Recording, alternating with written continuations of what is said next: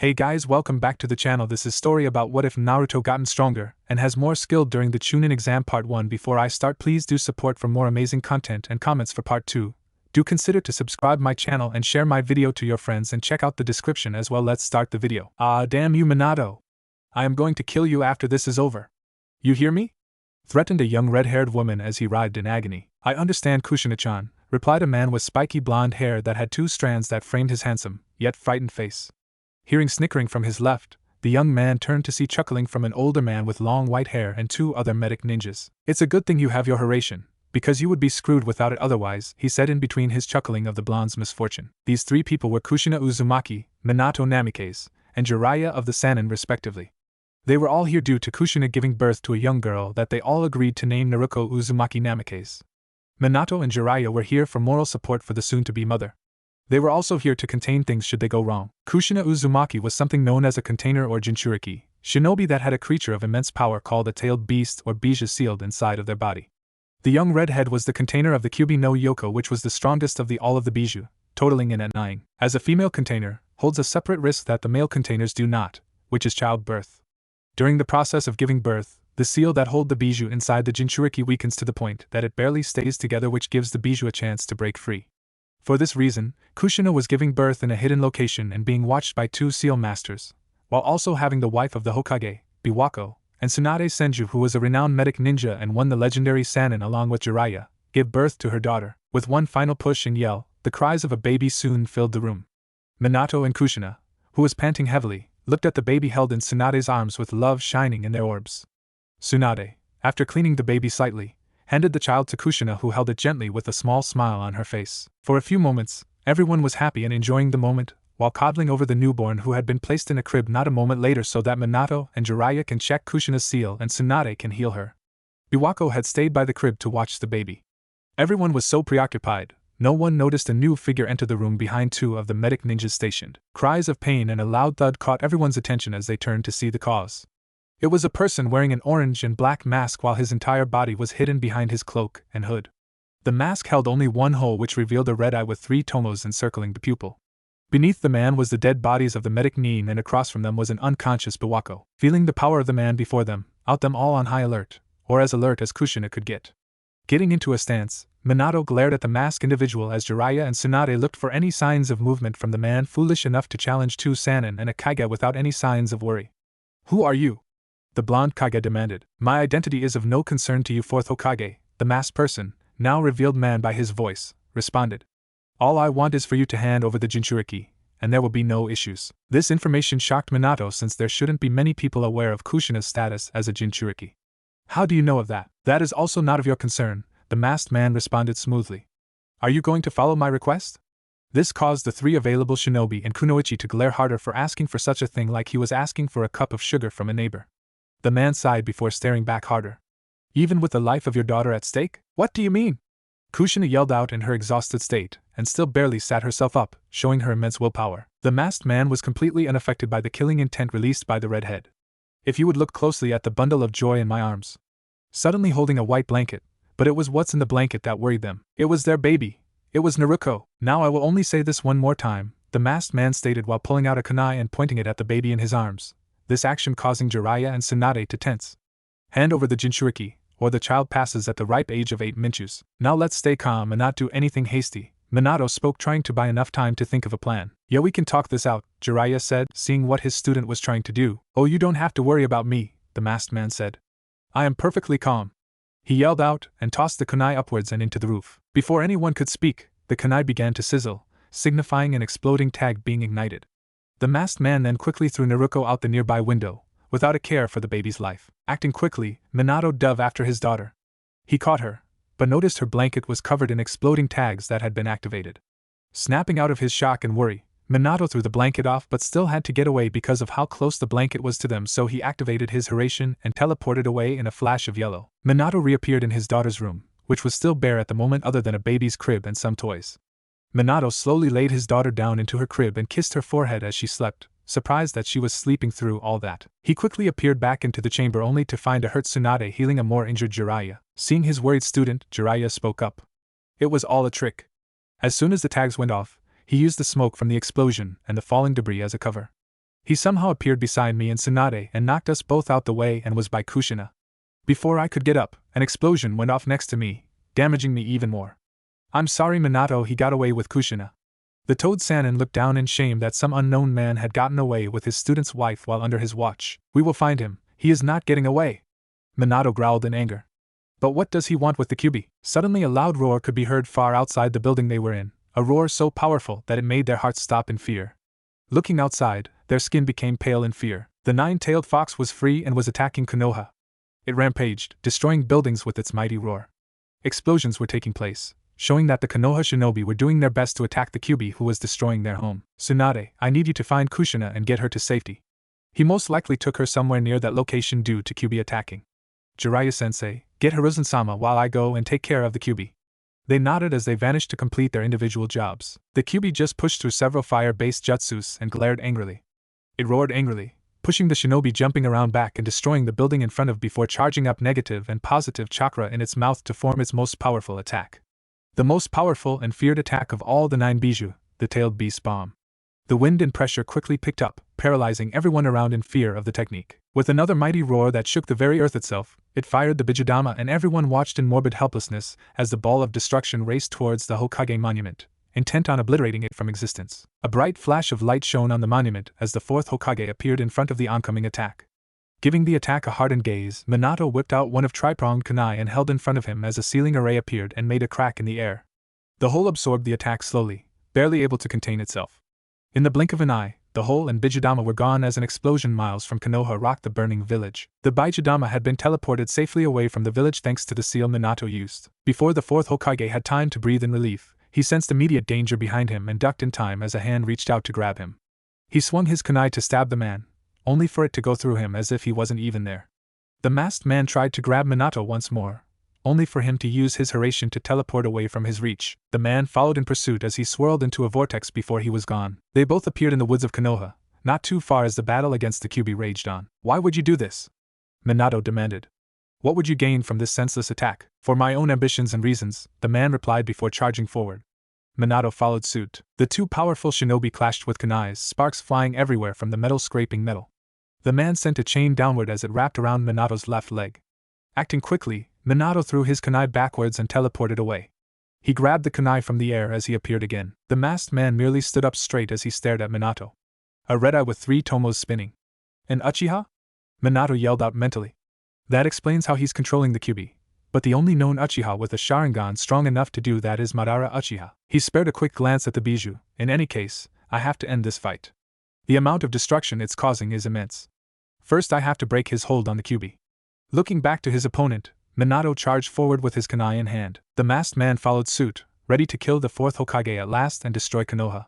He thrust the chain forward, but Minato jumped up, dodging it, and thrust his kunai downwards, only for it to phase through him. The man took advantage of his opponent's shock and thrust a kunai of his own through Minato's head only for it to poof into a log. So he used the substitution jutsu, the masked man mused as he looked to his left and saw Minato unharmed. So my eyes weren't playing tricks on me, I really phased through him, Minato thought.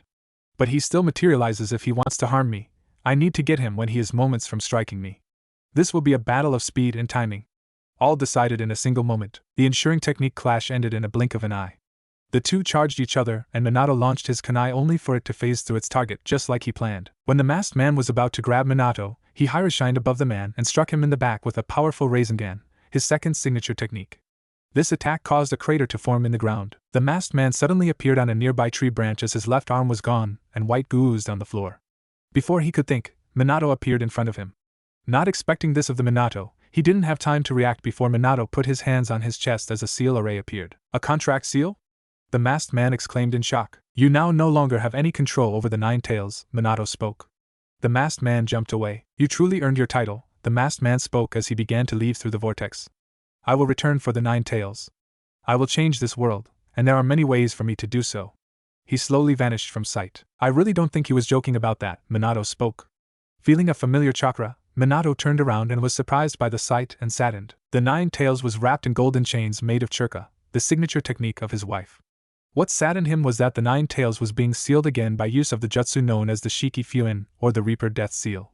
Only 2 others besides himself knew how to perform that jutsu, and only one would be capable right now. The 3rd Hokage, Hiruzen Sarutobi. Minato quickly hiroshined to the ending fight, and what he saw was confirmed.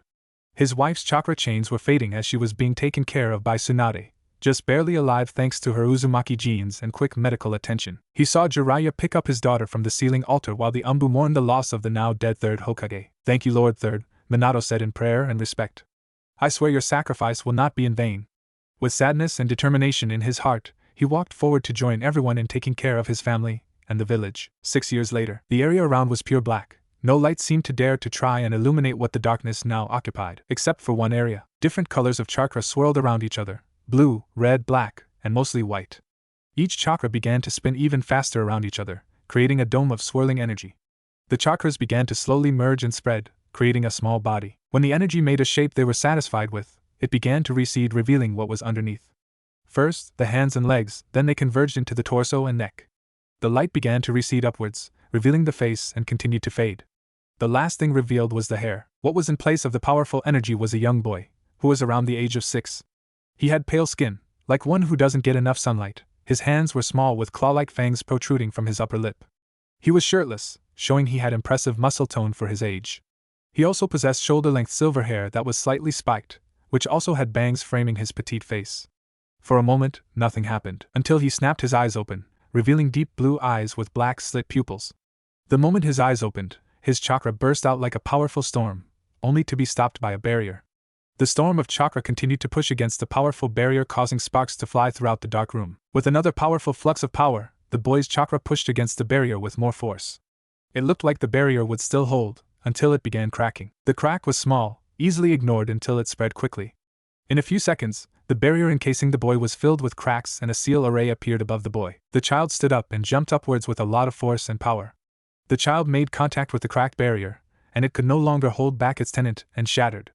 The boy reached out and touched something solid as a white, glowing seal appeared and absorbed the boy. The seal appeared on the sun-bathed ground and glowed white before chakra swirled around and the young emerged. He looked around as he covered his eyes due to not being used to the sunlight. His eyes soon adjusted as he took in his surroundings. The trees in this area were destroyed and the ground scorched. The very earth itself was upturned. As he looked behind him, his eyes turned a blood red and his mind was assaulted with information. Madara, Minato, Konoha, Chakra, and finally Naruko and Jutsus. The young man, not knowing his name, decided to adapt using that girl's name. Before he could think of anything else, 5 figures appeared in the destroyed clearing. 5 adults going by size appeared. They all wore black cloaks and animal masks over their faces. The masks were relatively blank besides for the letters NE on the foreheads of the masks. The young man tilted his head to the left, as he recognized these guys from the information earlier. They were something called ANBU, elite warriors among shinobi. Skilled fighters of assassination that killed from the shadows. "Come with us, boy," the ANBU in the bear mask commanded. "Our lord will want to see you." Their master most likely have felt that incredible chakra that was just released. They felt it themselves when on their way back from a mission they were sent on by their master, Danzo. "No thank you," the boy responded before jumping backwards, dodging a blade of pure wind. The ANBU at his left tried to blindside him with his jutsu. "I don't like the feeling I'm getting from you all." He finished talking like he wasn't just attacked. It wasn't a request, the bear-masked one relied. He started his hand signs, it was a demand. Fire style, flame spark. He shot a small stream of fire towards the boy, using a low-level fire jutsu to hurt and not kill the boy, whom merely stared at the fire for a second before slamming his palm on the ground. Earth style, earth wall, the boy spoke and a wall of rock and stone rose up in front of him, completely blocking the fire jutsu. He did that with no hand signs, the ANBU bear spoke in slight surprise. "Get him, don't let him UGH. He tried to command before a spike of rock rose from the ground behind him and stabbed him through the back. "I didn't even sense that." He finished before he slumped forward, going limp, dead. The remaining 4 ANBU looked to their dead commander before returning their sights onto the boy, who had his arms stretched to his sides as he gathered chakra. "I told you I had no interest to see your master," he spoke coldly. "And for you ignoring my warning." 2 orbs of chakra formed on his open palms. Negative and positive chakra gathered and went black as the orb of dense chakra finished. "You will die." Twin-tailed beast bomb. The 2 condensed balls made contact with the surprised ANBU, exploding on contact, while creating a small black dome. Trees were either destroyed or uprooted due to the force. The ground was even more scarred than before, with 2 deep craters and freshly scorched soil. Lowering his arms, the boy looked to the remains of one of the dead ANBU, specifically the one who asked for his identity. "By the way, my name is Naruto, Naruto Otsutsuki." The now named Naruto looked to the left as his red eyes turned to their true, blue color. "Looks like I'm going over there. I don't know why, but I feel a strong pull." Oh well, at least it will give me time to over everything bouncing in my head. A new goal in mind, Naruto made his trek towards the destination of the strong pull, Konoha. Naruto had been walking for about 2 hours after killing the ANBU that attacked him earlier. From what he figured out, the energy they were all using and that he himself subconsciously used was called chakra. Chakra was the combination of both physical and spiritual energy. In a sense, chakra was a basic layer for many forms of power. Every living thing around him possessed it, but he had no idea it even existed. So how did he know to manipulate it, or even know how to attack with those moves he used on those men? He couldn't even remember his own name, or who he really was since his name was made up. Why was he locked away in that dark place? He had so many questions, so he figured he would start at Konoha. He didn't know how he knew of the Leaf Village, as it seemed to be called sometimes, just that all the info he had seemed to be based around that village and knowledge of different ways to use chakra. This knowledge of how to utilize chakra is what led him to a new thought. Channeling chakra to his legs, he leapt up on a nearby tree branch which he almost fell off. Taking a deep breath, Naruto jumped from one branch to another at a quick pace. He started gaining speed as he slowly began to get used to it. Yeah, this will save me plenty of time, he thought as he continued to jump. As he jumped, Naruto went through the information that he got from who nowhere. He learned of an interesting term called Kekkei Genkai. This was used to explain people or a family of chakra users that have a mutation in their DNA that allows them to use an ability easier than others or something that only that family can do. He knows that they seem to branch off into categories: Dojutsu or eye-based Kekkei Genkai, body-based which affect how the body can change or move, and chakra-based which usually involve using a sub-element with ease or even increased chakra storages. Thinking about it, he seemed to be able to see the chakra of those ANBU much like a Byakugan user seems to be able to do. He wondered if his body held any of these Kekkei Genkais, which maybe helped him be able to use chakra easier. He also saw many different styles and jutsus that made him curious about them, and even made the mental note to try them as they all seemed to call out to him. It all felt so familiar and comfortable to him. I don't get it, Naruto thought to himself as he jumped off another branch. All this knowledge of chakra and how to use it, and yet I don't have a single clue of who I am. I don't know if I have these parents or even a home to go to. I also seem to have the memories of another. Just who is this Naruko girl? Why do I keep thinking of her? No point in racking my mind over this, I guess. I'll just have to find the answer when I get there. Naruto then added more chakra and picked up the pace, hoping to find the answers he was searching for. After another 45 minutes, Naruto finally arrived at his attention. The village hidden in the leaves. Naruto was honestly a bit impressed by the village's incredible structure. Those walls did not look easy to bypass. When landed on the last tree branch before the clearing, he saw 2 people in a booth in front of the gates. They must be the guards of the gates. So, do I get in thought? Do I just ask for entry? Naruto thought to himself. After what happened with the ANBU earlier, Naruto was a bit defensive.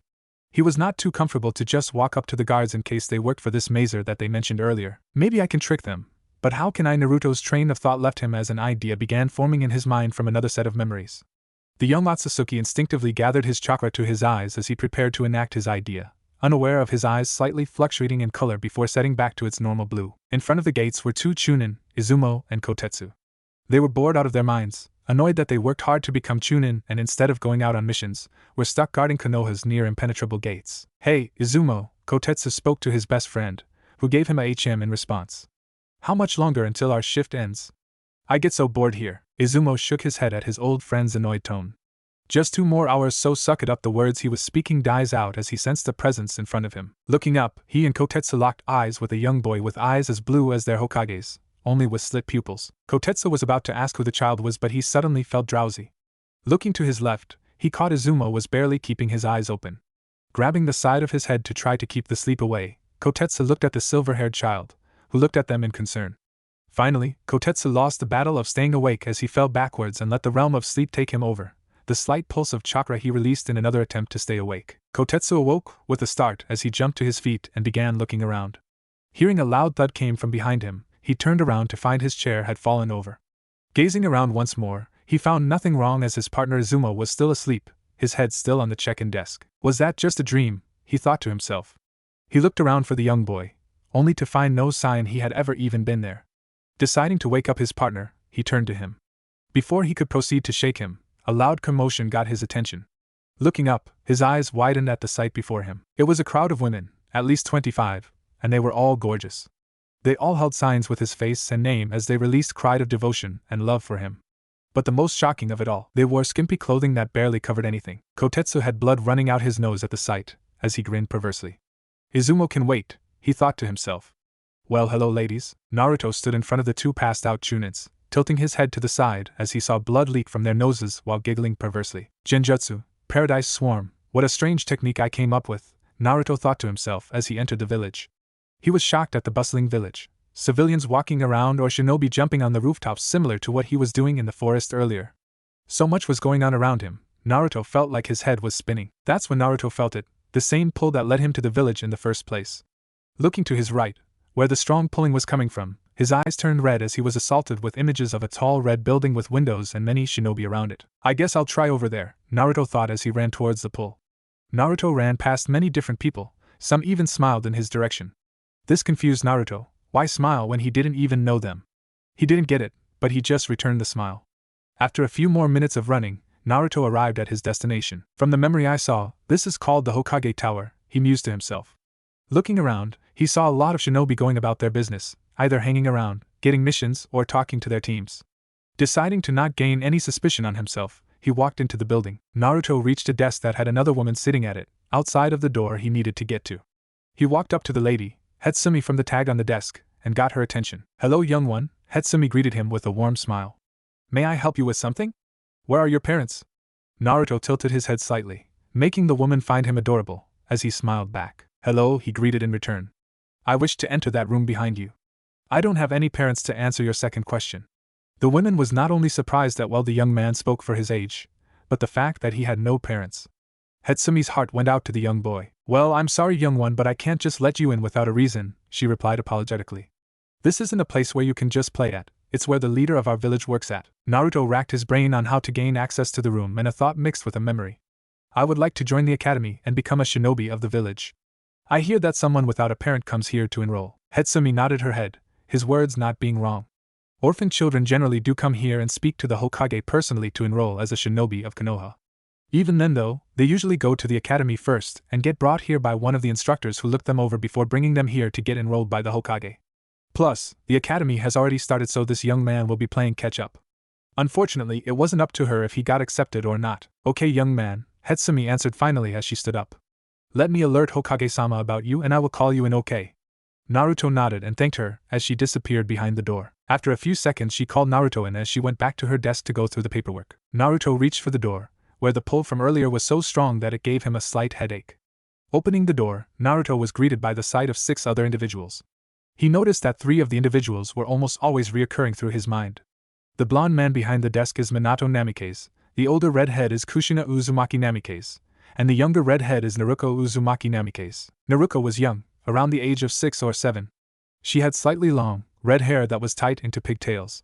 She had beautiful blue eyes that would make the seas jealous and the skies cry. Her skin was a healthy tan, and she was about average height for kids her age, maybe an inch taller. She wore a dark orange shirt with a red swirl on the front. She also had gray slacks and green sandals. The other occupants, Naruto was able to recognize as he looked at their eyes. He knew for a fact that they were Hyuga, but that's about the extent to his knowledge. The first person was an older gentleman, maybe his late 30s, with long black hair and a calculating gaze. He wore a long-sleeved brown haori that covered up to his feet, which were in gray shinobi sandals. Next to him was another man with a headband tied to his forehead that he saw all shinobi wear. He had the same pupilless white eyes as the other man and the same stoic expression. He also wore a green vest with a lot of pockets on the front along with dark blue pants. He also had a pouch located on his left hip. The third and final person was a young girl who was the same age as him and Naruko. She had indigo blue hair, unlike the 2 men beside her. She had lavender white eyes that were pupilless, much like the men, meaning she was also a Hyuga. She wore a tan haori which a little too big on her small frame.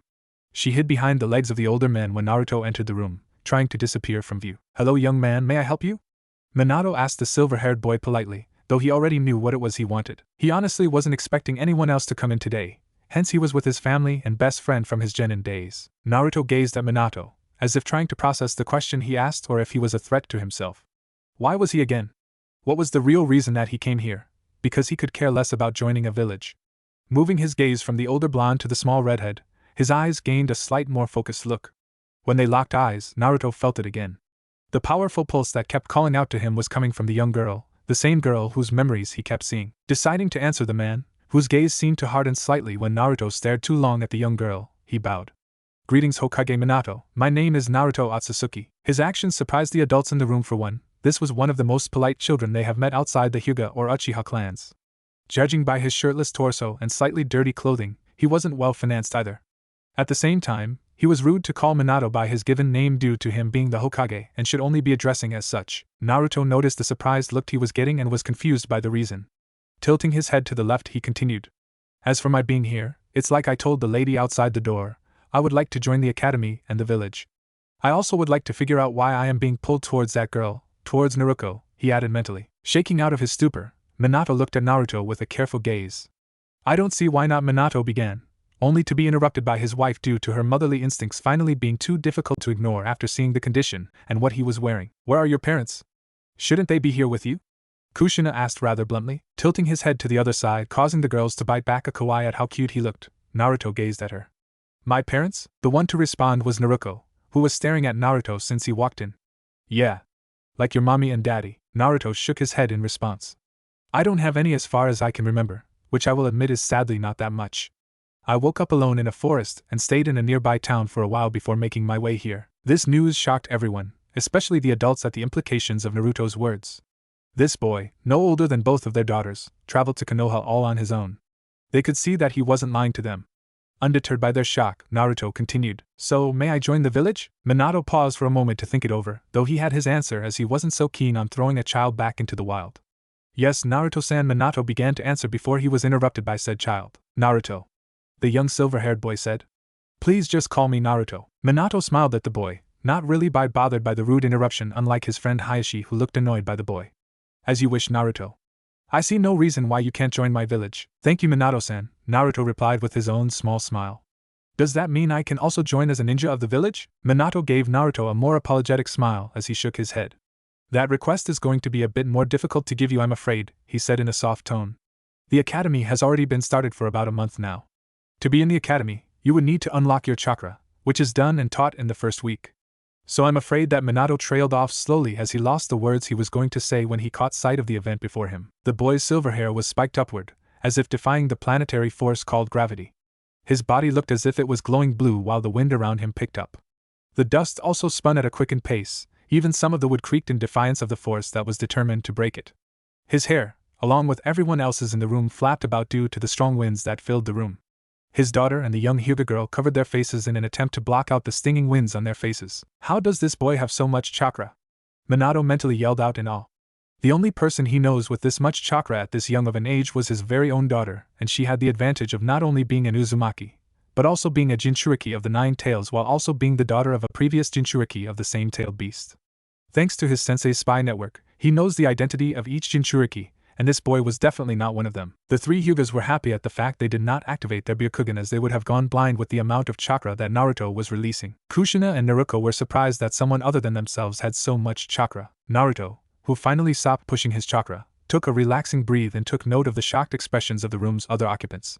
Before Naruto could say anything, 4 ANBU members appeared around him with their weapons drawn. This caused Naruto to tense up as he got ready to defend himself. Stand down, Minato commanded. He regained his composure.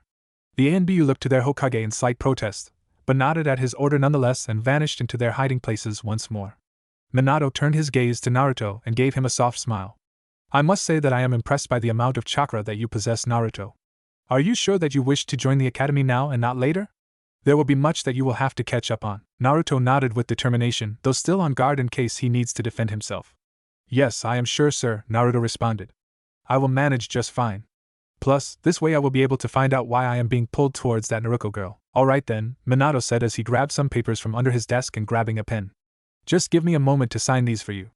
Naruto nodded his head at the man. After all this, I still do not know your names. Naruto spoke to the other room's occupants, primarily the Hyugas. Realizing that he was correct, the Hyugas gave him a slight bow. Our apologies for the rudeness. I am Hayashi Hyuga, the clan head of the Hyuga clan. This is Tahashira Hyuga, a member of the branch family. The young girl is my oldest daughter Hinata Hyuga, the heiress of the Hyuga clan. Naruto nodded and then smiled at the Hyuga members. It's a pleasure to meet you all. Hayashi-san, Tahashi-san, Hinata-san. The moment Naruto said her name, Hinata's face went as red as a tomato. Naruto saw this and wondered what was wrong with the young Hyuga, but decided to simply shrug it off.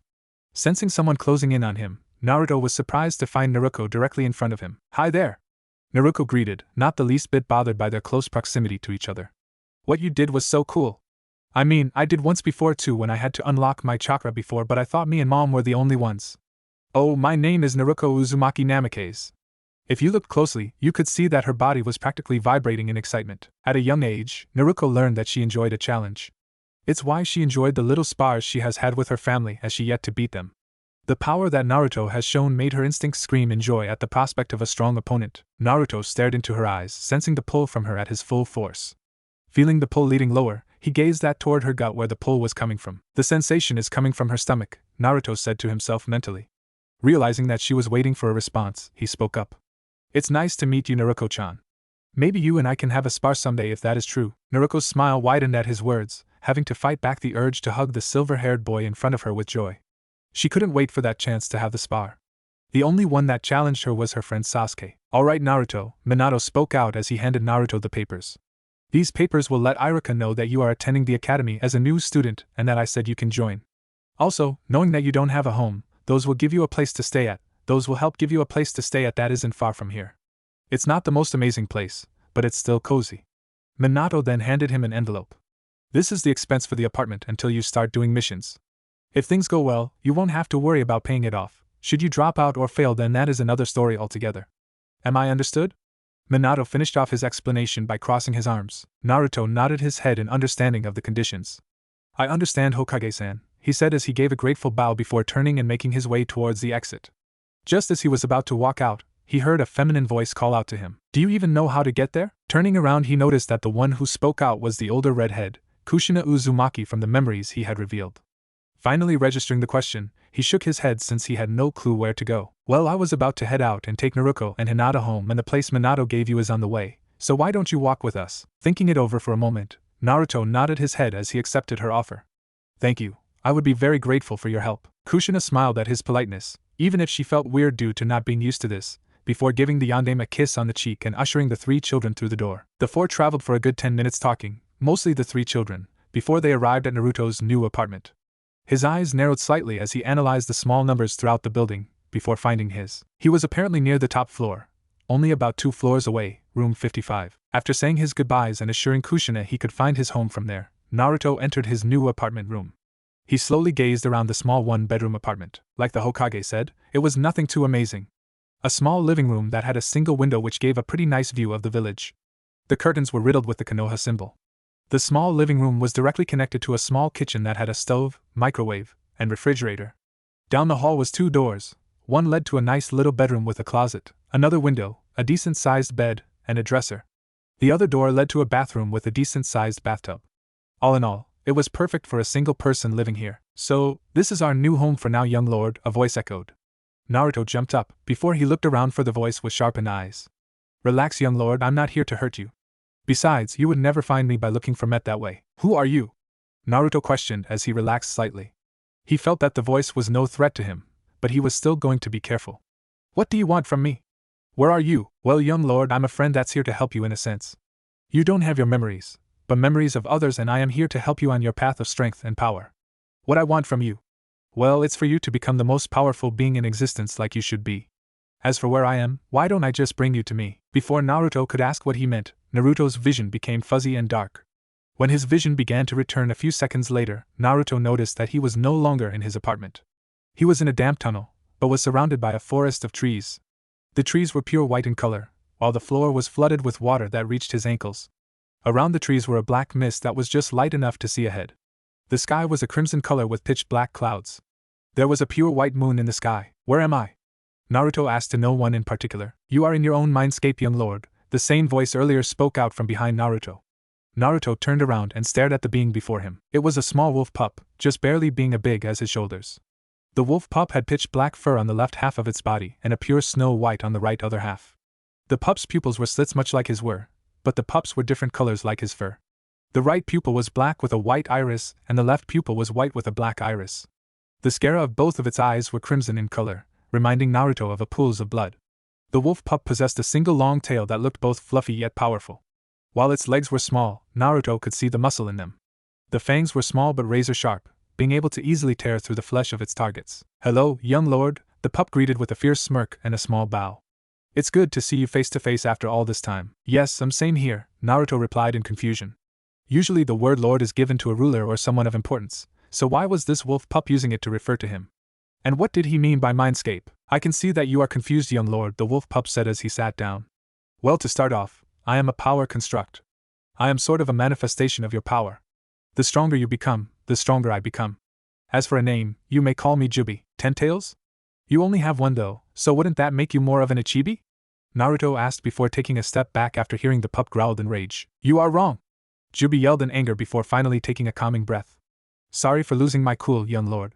We are a very powerful being, even in our weakened state. The only reason we have a single tail is because we are growing in strength once more.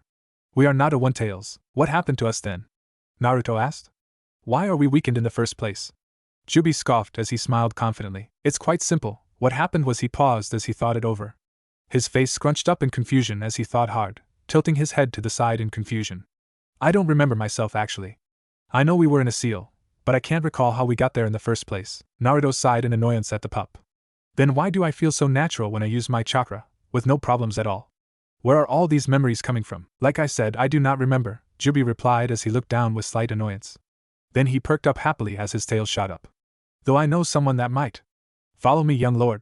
He quickly ran off, only looking back every so often to see if Naruto was following him. Naruto followed the young pope quietly, curious by who it was that Jubie was talking about.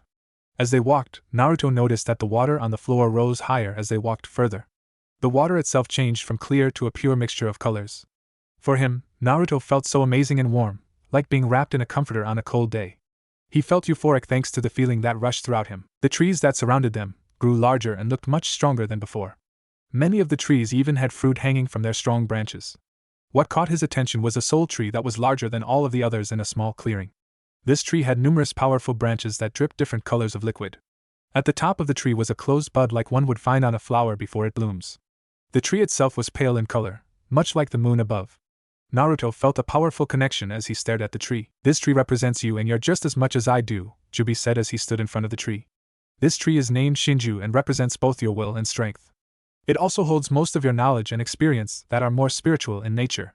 The water that drips off it and that floods the floor is your chakra, and as you can see, it is a lot even in our weakened state. Naruto was shocked as he looked at the water which was just barely above his ankles. He called upon his chakra and watched the water begin to bubble and move like a river. The pale tree, the Shinju, began to glow slightly as its branches flowed to an invisible breeze. He also noticed that the hairs on the wolf pup pricked up as he seemed to gain a faint ring in his eyes. As you can see, Jubie continued. When you channel your chakra, it pulls from me and Shinju as well. Shinju glows brighter when you pull on pure chakra or elemental chakra as far as I know. When you pull on your yin or yang chakra, then I glow brighter as you will be pulling from me. Me and Shinju are two sides of the same coin. So, why don't we ask Shinju why we were locked up? Jubie, Naruto hummed as he gave the wolf pup a confused stare. I hate to break it to you, but that is just a tree. It can't exactly talk back to us. That is where you are wrong, Jubie replied as he chuckled. The Shinju is a living being just as much as you and I. In fact, its power may be stronger and more dense than my own, at least for now. Only you and me can talk to Shinju here since it is us. Connect with it, and Shinju will answer back. Give it a try, young lord. Before Naruto could ask him how was he supposed to connect to a tree, he felt a strong pull. The water swirled around his legs as he felt a warmth come across his body and mind which cleared all confusion. Hello, my young lord, a female voice spoke to him. It's an honor to have you visit me so early, even if it's only for information. The voice was powerful as it echoed to him, yet it was also gentle and caring. The feminine voice also felt subdued, like there was danger hidden behind the kindness. Is that you, Shinju? He asked as he gazed at the massive tree as it glowed a gentle white, giving it a very divine appearance. Yes, young lord, the voice responded, confirming it was the Shinju. When my power connects to your construct, or even your chakra in general, I am able to establish a link that we can communicate through. Construct form? Naruto questioned as he looked over his small body curiously. What is that? He honestly didn't feel any different, so he assumed he was either dreaming or in a different dimension, or even a summon realm. Something that he picked up from his memories. Or should he say the memory that keeps flashing with information. You see, young lord, you are not actually here, Shinju responded softly. You are merely a construct of your chakra projected into your mindscape. A piece of your chakra and spirit that is projected into a space that represents your mind. Here is where me and Jubie here reside, so we may assist you in reaching your full power and potential, which could go badly if guided incorrectly. Then who or what am I exactly, Shinju? Naruto asked seriously. I look like I am human, but I don't feel like that is correct. I feel nothing like how any of the humans felt. The closest to how I feel were Naruko and her mom, yet even they felt different compared to me. And what is it about that Naruko girl that makes me feel so drawn to her? Well, the first question has an answer that I have none for, unfortunately, young lord, Shinju answered. We may be self-aware to the point that we may act as separate beings, we are still only constructs of you. We generally only know as much as you do, young lord. The only reason we know a bit more is because we have had time to sort through those memory flashes than you and learned a bit more. The reason for the ceiling and for our predicament will remain unknown until you yourself learn of it. And about the Naruko girl? Naruto questioned. I am unsure of the full details, Shinju replied. Just like Jubie implied earlier, his power will grow in proportionate to you and thus his tail count will grow with each increase in significant power. From what I gathered, that girl has a power within her that is similar to Jubie's, and it's due to this similar power that you are being pulled towards her. From what I was able to gather from the memories, she is something called a Jinchuriki with a creature called a Biju within her. I am unsure what a Biju is fully, as I still have trouble looking through everything as the memories are kind of difficult to put together and clear up. So, I am something called a Jinchuriki, Naruto said softly as he tried to go over all the new information he has learned. Since I am one and I hold both of you, do you know what kind of creature she has within her? According to the memories, it's in the shape of a fox with 9 tails altogether, Shinju replied. Its complete appearance is foggy, young lord. Maybe she will know more about this whole thing, Naruto thought out loud. I should ask her. That would be wise, young lord, Shinju countered, getting the Otsutsuki child's attention again. From the memories, the girl is an unknown Jinchuriki. The only ones knowing of the title being a select few. Apparently, her parents wanted it to remain a secret. The reason is something I have yet to uncover. Either way, with you being an outsider that know of a title that was kept secret from the villagers of their home, it would not look good on you. So what should I do then, Shinju, Jubie? Naruto sighed in annoyance, as he rubbed the back of his head in frustration. Each time he steps forward in a good direction, he keeps being blown back further than he walked. For now, young lord, Jubie replied this time. I would say that you should just live your life and become stronger. After all, we need to be the strongest there is and there ever will be. The young wolf pup crouched in an aggressive stance as he growled and raised his power, causing the water around them to shake violently. Power and strength make life easier, and the world respects those two qualities. The seriousness in his tone made Naruto question and believe that Jubie was right. Kindness and a strong mind can give you a better, if not the same results as that, Shinju replied. Your method will only give us more enemies than needed. I do agree that we should use this time to gain more strength, but it should also be used to gain more allies. A kind heart and a powerful body can truly change the world. Naruto gained an odd look as he was caught off guard by the power in her tone. Just like with Jubie, it made him believe that she was right. It was all so confusing for him. I guess I'll just go along with the one thing you both agreed on, Naruto stated as he crossed his arms over his chest. I'll sort through all the information that is in my head and go on from there, while I train at the Ninja Academy. Maybe I'll find more clues about who I am and why I was sealed away in such a way. Looking around, Naruto began to worry as his confusion grew and his face furrowed in thought. How do I get out of here anyway? He heard the melodious giggle of Shinju and a dark chuckle from Jubie. It's a simple matter of willing yourself out of here, Shinju replied as she regained herself. Oh, and don't be alarmed if you hear us in your mind when you wake up. Since there is no actual seal to hold us back, we're able to communicate with you telepathically.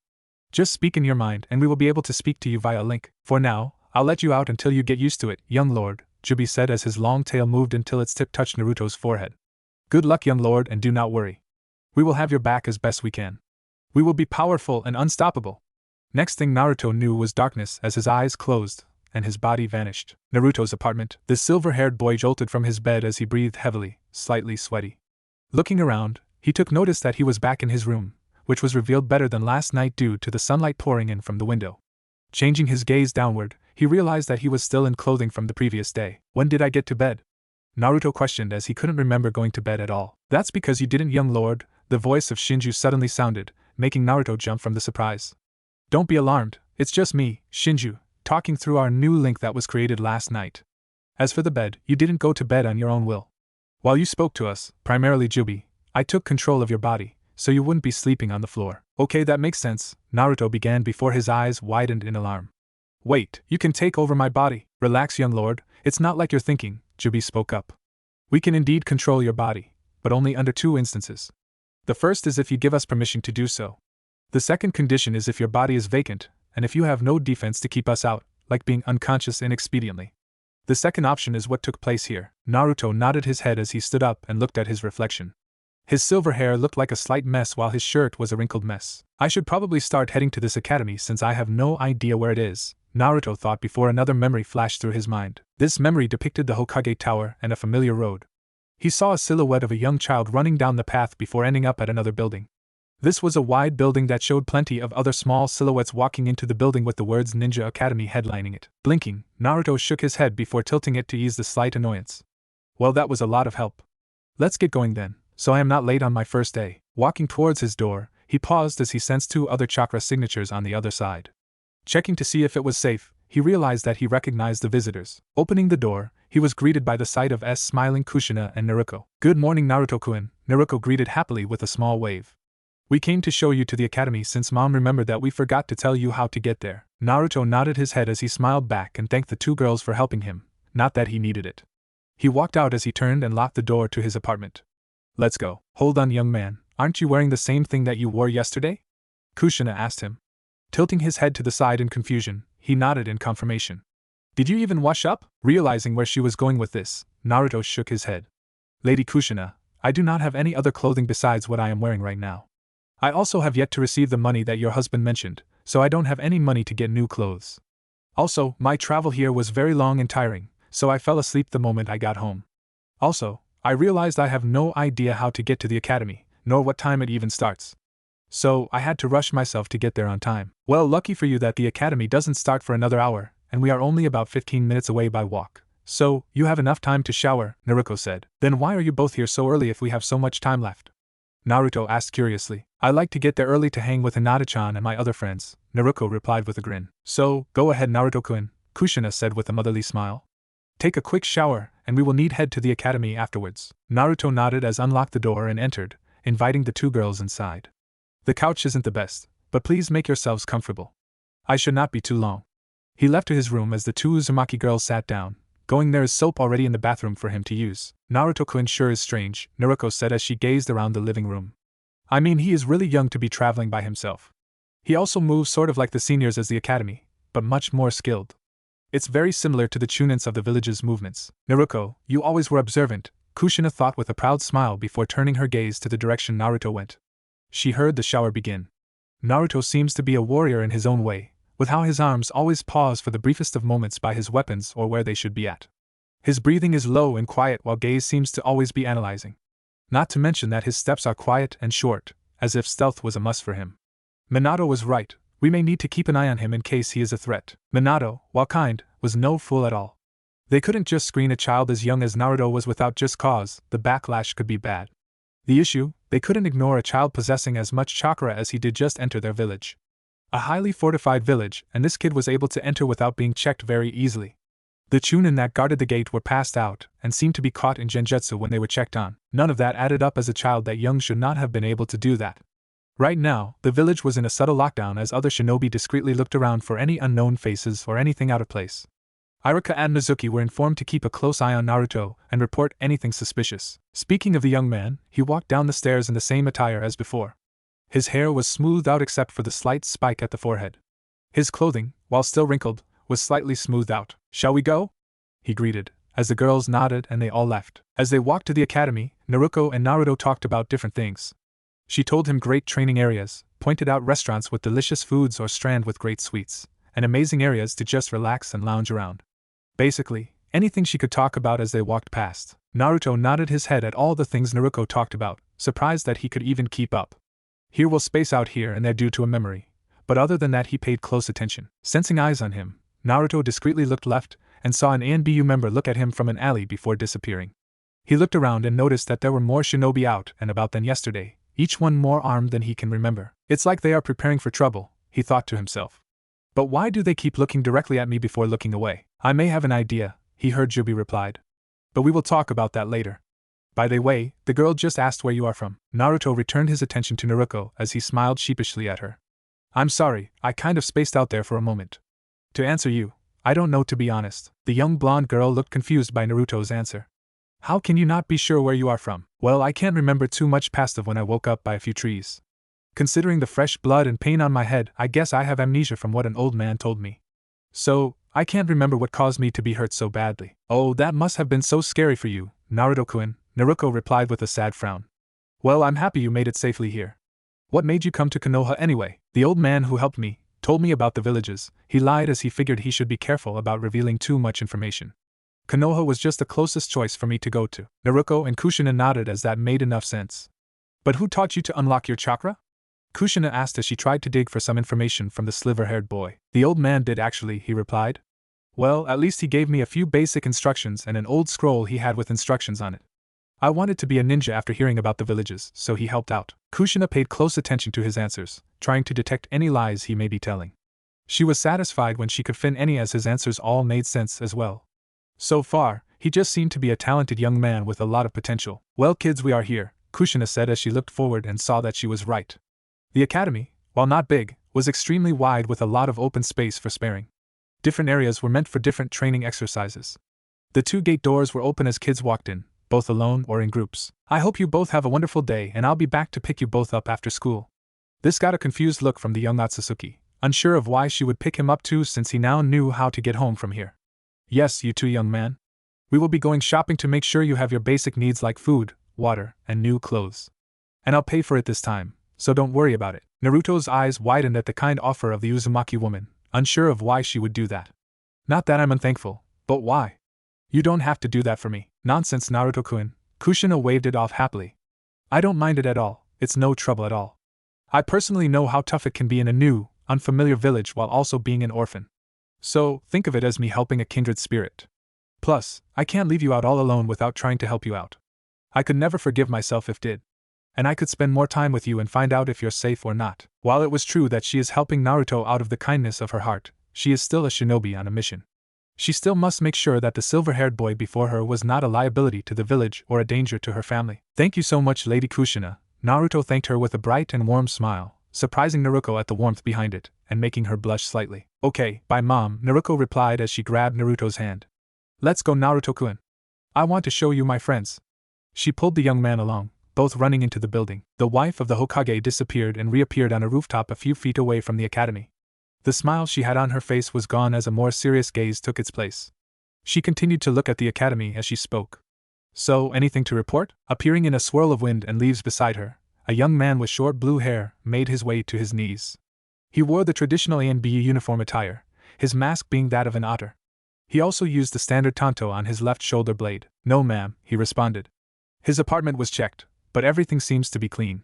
According to Beaver, he held no ill intentions when he spoke to you all, nor did he seem to be lying. Kushina nodded her head as she heard what she herself could confirm.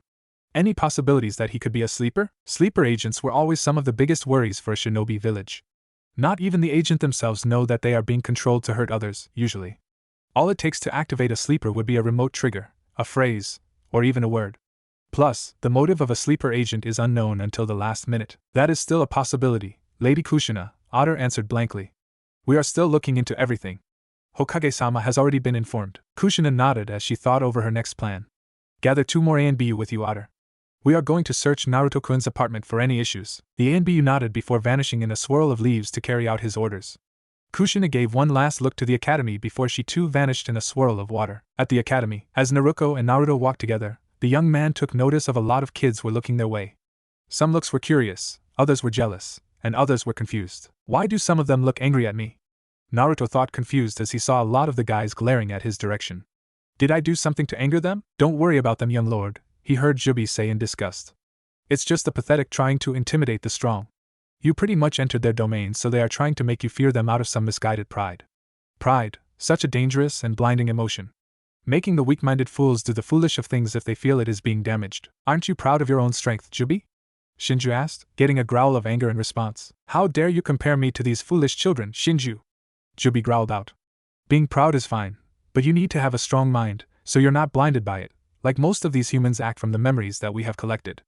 I'm proud in both my strength, and the young lord's as a result, and power, but I do not let it blind me from the world around me. Naruto ignored the two as they began to argue and returned his attention to Naruko, who stopped walking and was looking at him, with concern. He quickly gave her a warm smile at her worry. Sorry about that, just a bit nervous. Being the new guy in a new place and all that, he lied trying to ease her worry. He supposed it worked as she gave him a smile so bright that the sun looked pale in comparison. No need to worry, Naruto-kun. You have me here to help you, so you won't be alone or without a friend. Plus, my friends are cool, so they will be your friends too.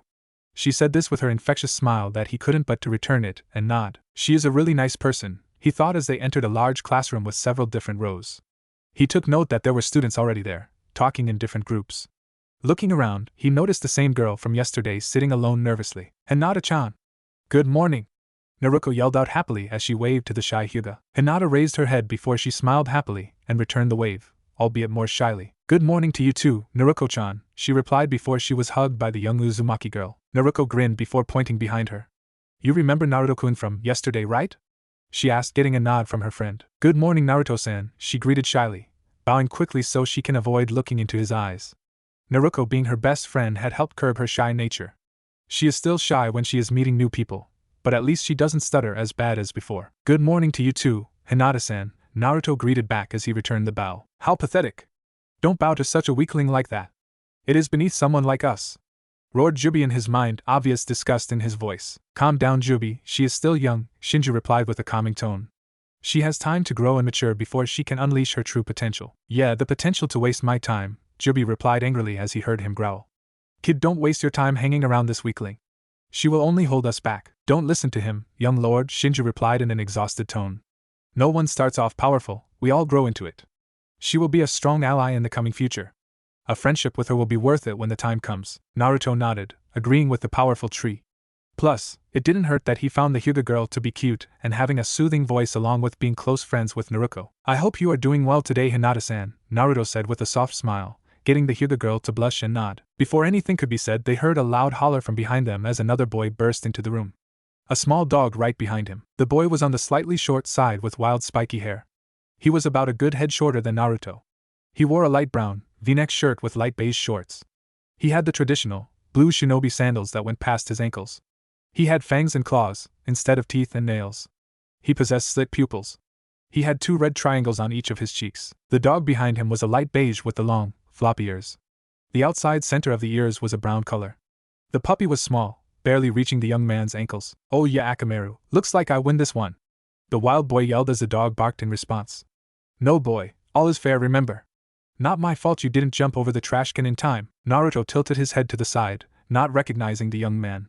He paused for a second as another memory of a smaller version of the young man, but no dog entered his mind. It showed him playing with other people and dogs while grinning happily. Noticing Naruto looking at Kiba, Naruko nodded. Oh, that's Kiba Inuzuka, the heir to the Inuzuka clan. They are a clan that specialize in the use of taijutsu and the raising of nin dogs. He's a good guy, even if he can be a bit arrogant and annoying at times. Naruto nodded his head, noticing he had a decent amount of chakra for his age, something that made Jubie scoff at. Ignoring this, he watched as Kiba took his seat near the back, his dog in his arms. The next thing that caught Naruto's attention was 2 more young men that entered slowly. The first boy had a spiky ponytail. He wore a gray shirt with blue cuffs. On the front was a strange symbol that kind of reminded Naruto of a wave. He wore blue shorts and blue shinobi sandals. He also looked like he'd rather be anywhere but here as he gazed forward in a tired manner. He was also a head shorter than Naruto himself. The next boy was eating a bag of chips as he walked in behind the first boy, and he had much more enthusiasm. He wore a light green, long-sleeved shirt with blue overalls. He was a heavy-set boy with faded swirls on his chubby cheeks.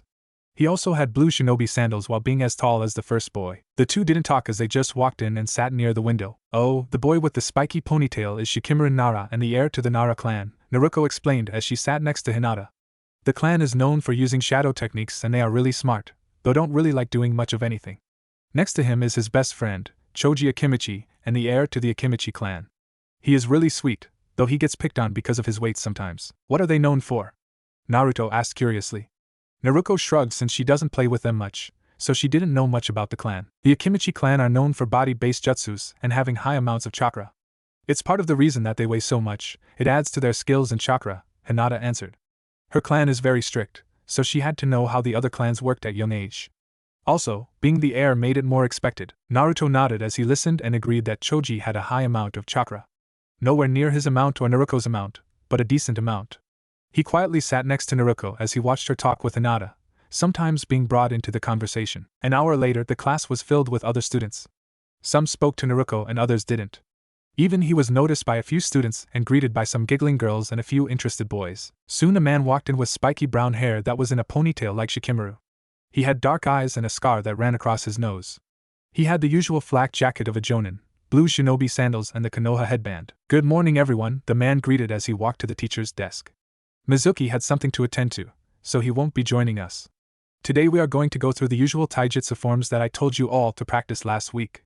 Then after we will be doing weapon practice, both throwing and close range. After, we will break for lunch, and then we will return inside for chakra theory and shinobi history studies. Remember that the academy jutsus will be tested on in 2 days. He picked up his clipboard as he looked at his students. Alright, pay attention while I do roll call. Eishi Takamaru, the teacher that Naruto learned was named Irika Yumino from Hinata, began calling out names. He paid close attention so he could label the names with faces. The only ones that interested him so far were clan heirs and a few civilians. Ino Yamanaka, heir of the Yamanaka clan, Atsuki Eneru, a civilian that seemed to have a strong build, Hinata herself along with a branch member of her clan named Hinura Hyuga. Soon Naruko answered with an excited "Here sensei." When her name was called, causing the teacher to chuckle. Next is Naruto Otsutsuki, Irika called. Must be the new student I heard about from Hokage-sama. Naruto stood up, getting everyone's attention. Some were surprised due to his appearance being very different from others they have seen. Hello everyone, it's nice to meet you all, Naruto greeted with a small smile. I have the note that Hokage-sama gave to me to give you, Irika-sensei. Irika nodded as he checked off his name. It's nice to meet you too, Naruto, and we will see your skills later, that way we can see what you need to work on. Also, I'll take the note from you when we go outside. Naruto nodded as he retook his seat and Irika continued. Other names that caught his attention were the Uchiha twins, Sasuke and Satsuki. They both come from a famous clan known as the Uchiha clan, and like with Hinata and Naruko, he felt a connection to them. He will have to ask Jubie and Shinju about that later. He also took note of a blonde girl named Ino Yamanaka, which confused him greatly. She wasn't anything special due to her chakra reserves only barely being above civilians. She was arguing with a pink-haired civilian girl named Sakura Haruno, whose chakra was at the same level as Ino. Naruto could practically feel Jubie's disgust at how weak he believed the girls to be. Alright class, let's go outside so we can practice the academy taijutsu forms, Irika said as the class cheered, only a few groans, and left room. When everyone got outside, Irika quickly had the kids get into a group as he began to look over the kids. The clan children were in a separate group due to them having their clan style, and not truly needing the academy style. Naruto stood separately as he was confused on where he should go to. He felt like had a fighting style, but he didn't know from where and what the style was meant for. What do I do? He thought before. His mind was flooded with information, but this time no images. His posture became more tense and loose, as if he was ready for a fight. Naruto also heard Jubie growl lightly, worrying him slightly. Are you alright, Jubie? Shinju? He thought to his two tenants. Yeah, we are okay, Naruto, he heard Jubie reply. Just had a fighting urge enter my instincts. Nothing major. Naruto nodded. While the academy style is interesting, go join the clan heirs, Shinju said. The fighting style that me and Jubie put together for you is much more powerful than the academy style. Naruto nodded as he moved next to Naruko, who was doing her warm-ups with the heirs, her being on her 15th push-up. Naruko looked at her new friend curiously, not pausing in her reps. You have a fighting style, Naruto-kun? She asked. Naruto shrugged as he thought over his answer. Sort of, Naruto responded, trying to decide whether he should reveal too much due to his worries.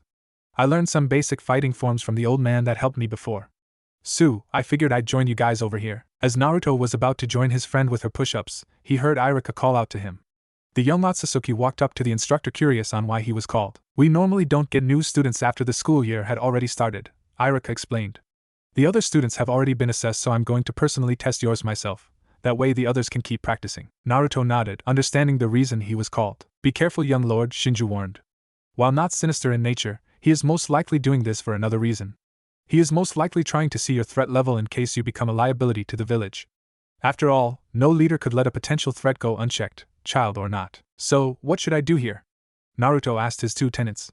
Should I show what I know? Of course. Jubie growled out. Show these fools what we can do. Unleash our power on them. Don't be so foolish, Jubie, Shinju relied calmly. Naruto, it would be best if you hold back in this fight. You are an unknown, a threat in their eyes. You show too much power, then they may imprison you. As strong as we are not stronger than an entire village of experienced and strong warriors. I agree, Naruto said as he listened to his instincts and slid into a fighting stance. His arms were in front of him, bent at a 90-degree angle, while his hands were slightly open. His legs were spread and slightly bent as well. His eyes began focusing, gaining a look of concentration. He took a deep breath, relaxing his body as best as he could. Irika too got into a fighting stance, his eyes analyzing every single tensed and relaxed muscle. Not the most solid stance, but definitely a style that is useful. Tight yet loose enough for easy menu variability. A fighting stance that seems to be built for speed by the legs positioning. His feet are in a position that will allow him to flow around strikes that are too straightforward. Questions is, just how fast is the young man to be able to utilize the style? Begin! Irika announced as he charged Naruto, ready to test the young man and see if he is a threat to his students and village. Naruto took a step back to avoid a punch aimed for his head. He spun on his heel to the left as he dodged another strike aimed for his chin. Sensing more danger, Naruto leaned back as his teacher's legs sailed over him. Snapping back up straight, Naruto went on the offensive as he went for a straight punch that Iruka blocked with ease. The teacher lashed out with a kick that connected with Naruto's chin. The boy flew through the air before he flipped and recovered, landing softly on his feet.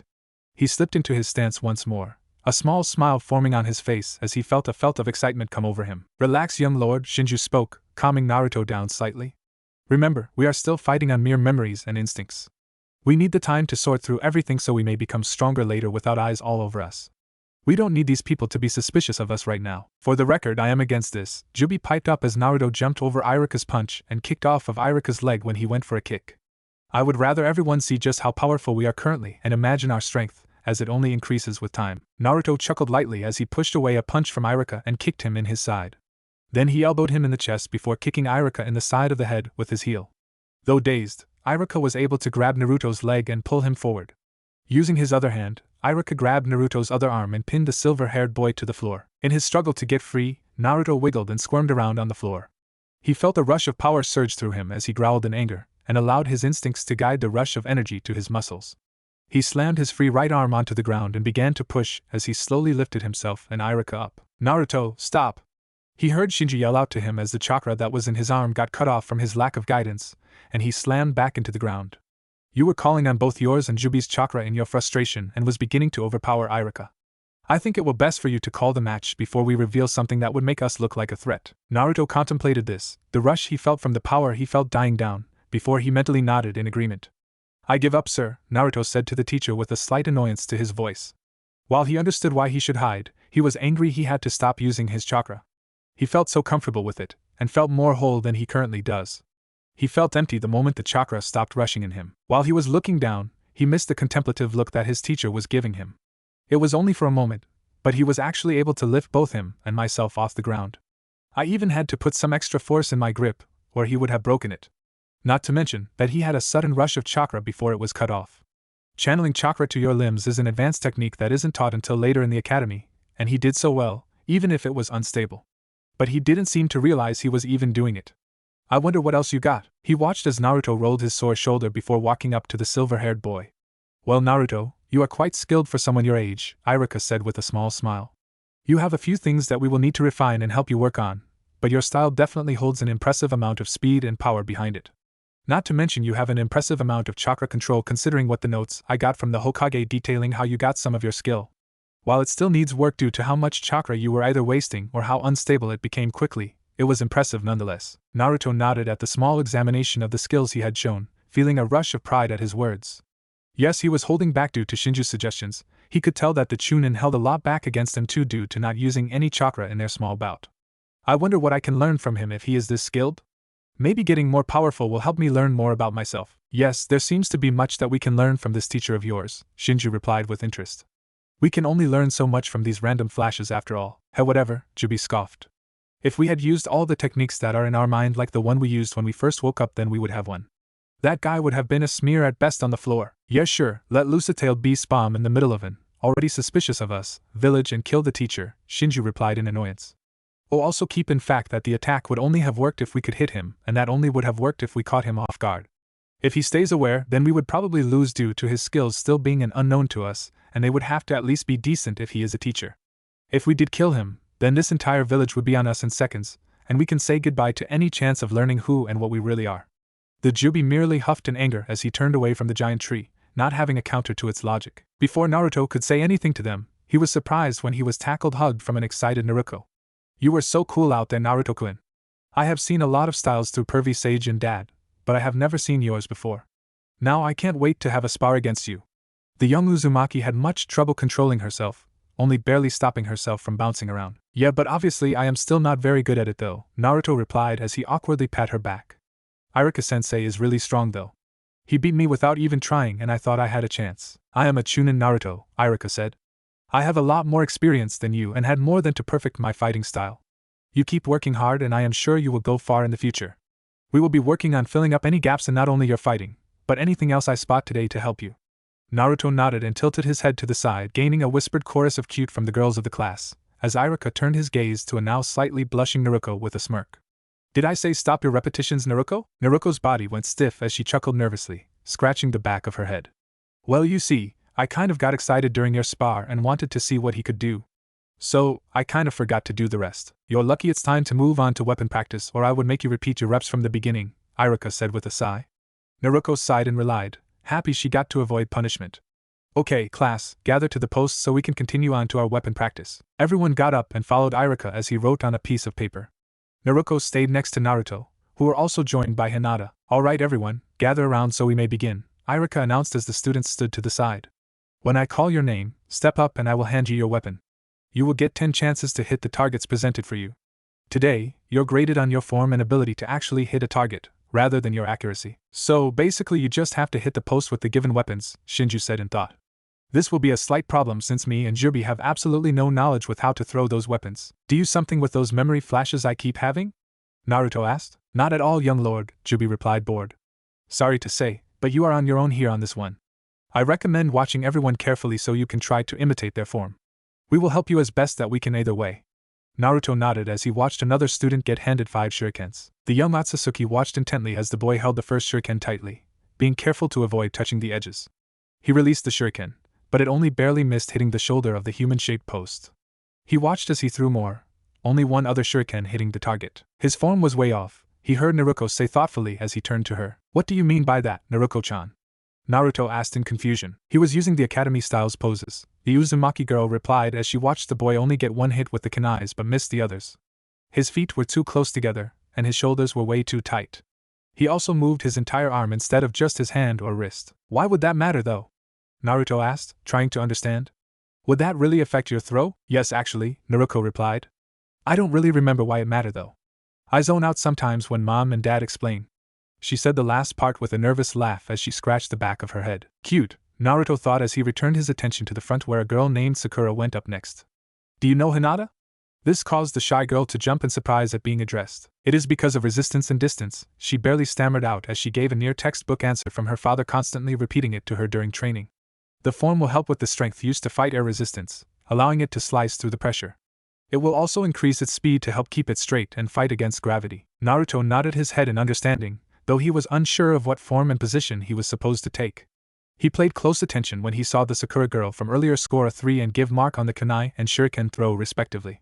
This continues with him watching different students going up and gain various scores until he heard his name be called on next. The young Matsutsuki walked up slowly, more nervous than he has been earlier with no complete idea of what he was supposed to do. So tight but also not too tight. At least, that's what I could gather. I am so confused here. He was knocked from his thoughts when Iruka handed him a set of shurikens. Good luck, Naruto. Remember, the goal is to simply be able to hit the post with the weapons. Do your best. Let's see just how skilled you are with weaponry compared to your fighting capabilities, the scarred teacher thought as he tried to appear nonchalant. The student that gained the highest score so far held the shuriken like this, Naruto as he fiddled with the weapon, narrowly avoiding cutting himself. When he felt he got the positioning and form correct, Naruto threw the throwing star with a lot of force as his locked onto the post. Unfortunately, the weapon started going upwards and completely missed the post. Naruto stared blankly at the post, trying to figure out what he did wrong. He was sure that he did the form correctly, so why did he miss? Maybe the placement was off or something, he thought as he shifted his foot a bit and grabbed another shuriken. This time when he tossed it, it went too far to the left and missed the target once more. Naruto released a soft growl as he began to get frustrated and glared angrily at the post. This continued to only anger him more when he missed the target with the 3 other shurikens that he threw next. I couldn't hit a single mark. What did I do wrong? I know I did the form similar to the best one that went before me. Relax, young lord, Shinju said calmly, trying to relax his host before he screamed out in anger. The next weapon is the kunai, and they seem to be heavier than the previous weapon. This may help you out and give you better results. Naruto nodded as he took a deep breath to calm his nerves, relaxing his tense body as best as he could. The white-haired child gripped the kunai, taking his time to get used to the new weapon in his hand and its weight. He then mimicked the same child stance before throwing it. The kunai flew through the air before it nicked the post's shoulder. Much better, young lord, Shinju encouraged proudly. We just got to focus on accuracy. Naruto nodded as he grabbed another one and repeated the process. This time it nicked the side of the target, making Naruto growl lightly in annoyance. With all these different misses, Naruto could hear the other children around him begin laughing at him, which only caused to annoy him and anger Jubie. So, he doesn't seem to be nearly as strong when it comes down to using weaponry, Iruka thought as he continued to write down the results. His chakra began to leak out slightly, causing the handle of the kunai to cave in a bit and morph from the tight grip. With a strong toss, the young man threw the final kunai at the post. This time, not only did the kunai hit its mark, but it went directly through the wooden post. The kunai was stopped by the tree behind the post, wedged deeply into it, which caused the area it was stuck in to crack slightly. This action actually caused the entire area to go silent at the amount of strength that Naruto seemed to possess in that throw. They also flinched as they could hear the low growl of anger that escaped from Naruto's throat at their earlier laughter. Thankfully, none of them seemed to notice that Naruto's eyes changed color as the right eye became pitch black and the left began to go white. "Calm yourself now, Jubie!" Shinju yelled at his fellow tenant, who was growling menacingly and releasing an intense amount of red and black chakra that swirled around his body. "You expect me to allow these weak sack of flesh to mock us?" Jubie yelled in hate and glared at the Shinju as his tail slammed into the ground. They are far weaker than the young lord, and yet they believe they can laugh at because he doesn't some stupid piece of metal around like them. They need to be made aware of their place underneath the young lord and us. "Getting enraged by these young ones will do nothing but cause us problems, Jubie," Shinju replied calmly, as its branch began to sway gently. The colorful chakra pool underneath the great tree began to bubble before the energy began to rise and encircle Shinju at a more rapid pace, which also caused more of the pools of liquid to flow quicker. Seeing the Shinju was prepared to strike back if it needed to cause the Jubie to growl softly before forcefully calming himself down. It understood while he was definitely powerful, Shinju was currently much more powerful, and could take him down if it had to. "Fine, Shinju," Jubie replied finally as the powerful chakra around the pup died, and he laid on his paws. "But if these children go too far, then I will not step down again." "Agreed," Shinju replied simply. The great tree knew that Jubie is only listening due to being significantly weaker than him for the time being. But Shinju also knew that not only will Jubie get stronger with time, but when he grows along with his tails as well. He just had a feeling that Jubie will easily be his equal one day, and he will have to keep a leash on him until that day. Jubie released some of its power with a more soothing effect, feeling the affects calming his warden's temper almost instantly. Naruto felt his body begin to relax as his growling turned into a soft sigh and his eyes returned to their original color. "Are you okay, Naruto?" Iruka asked the young before him, slightly wary about him. Before, Naruto had not come close to hitting the targets at all. The closest being able to nick the target here and there with the kunai, and no points on the shurikens. Now not only has he hit the target dead center, the amount of strength behind it was amazing for someone his age. "Yes, I am alright, sir," Naruto replied as he gazed back at the target. "I wonder why I kept missing the target so much," Naruto thought as he stared at the hole in the target. His gaze turned past the dummy and noticed how his kunai is lodged into the tree. "Wow, I am a lot stronger than I look." "Well, unfortunately you didn't do too well with your weapon test," Iruka said as he looked over Naruto's results one final time. "While you did good getting a bullseye on your final throw, you didn't really score a point with any other one. You're going to need to catch up on that part." Naruto sighed as he walked back towards Naruko and Hinata, annoyed that he did so poorly.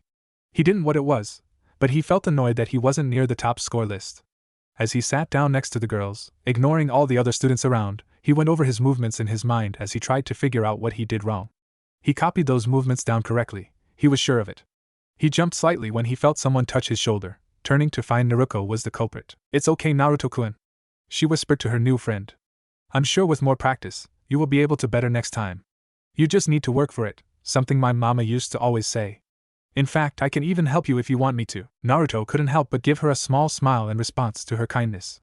He gave the girl a nod in response as he could use the assistance. The rest of the school day continued, which bored Naruto as it was more of a history lesson than anything else.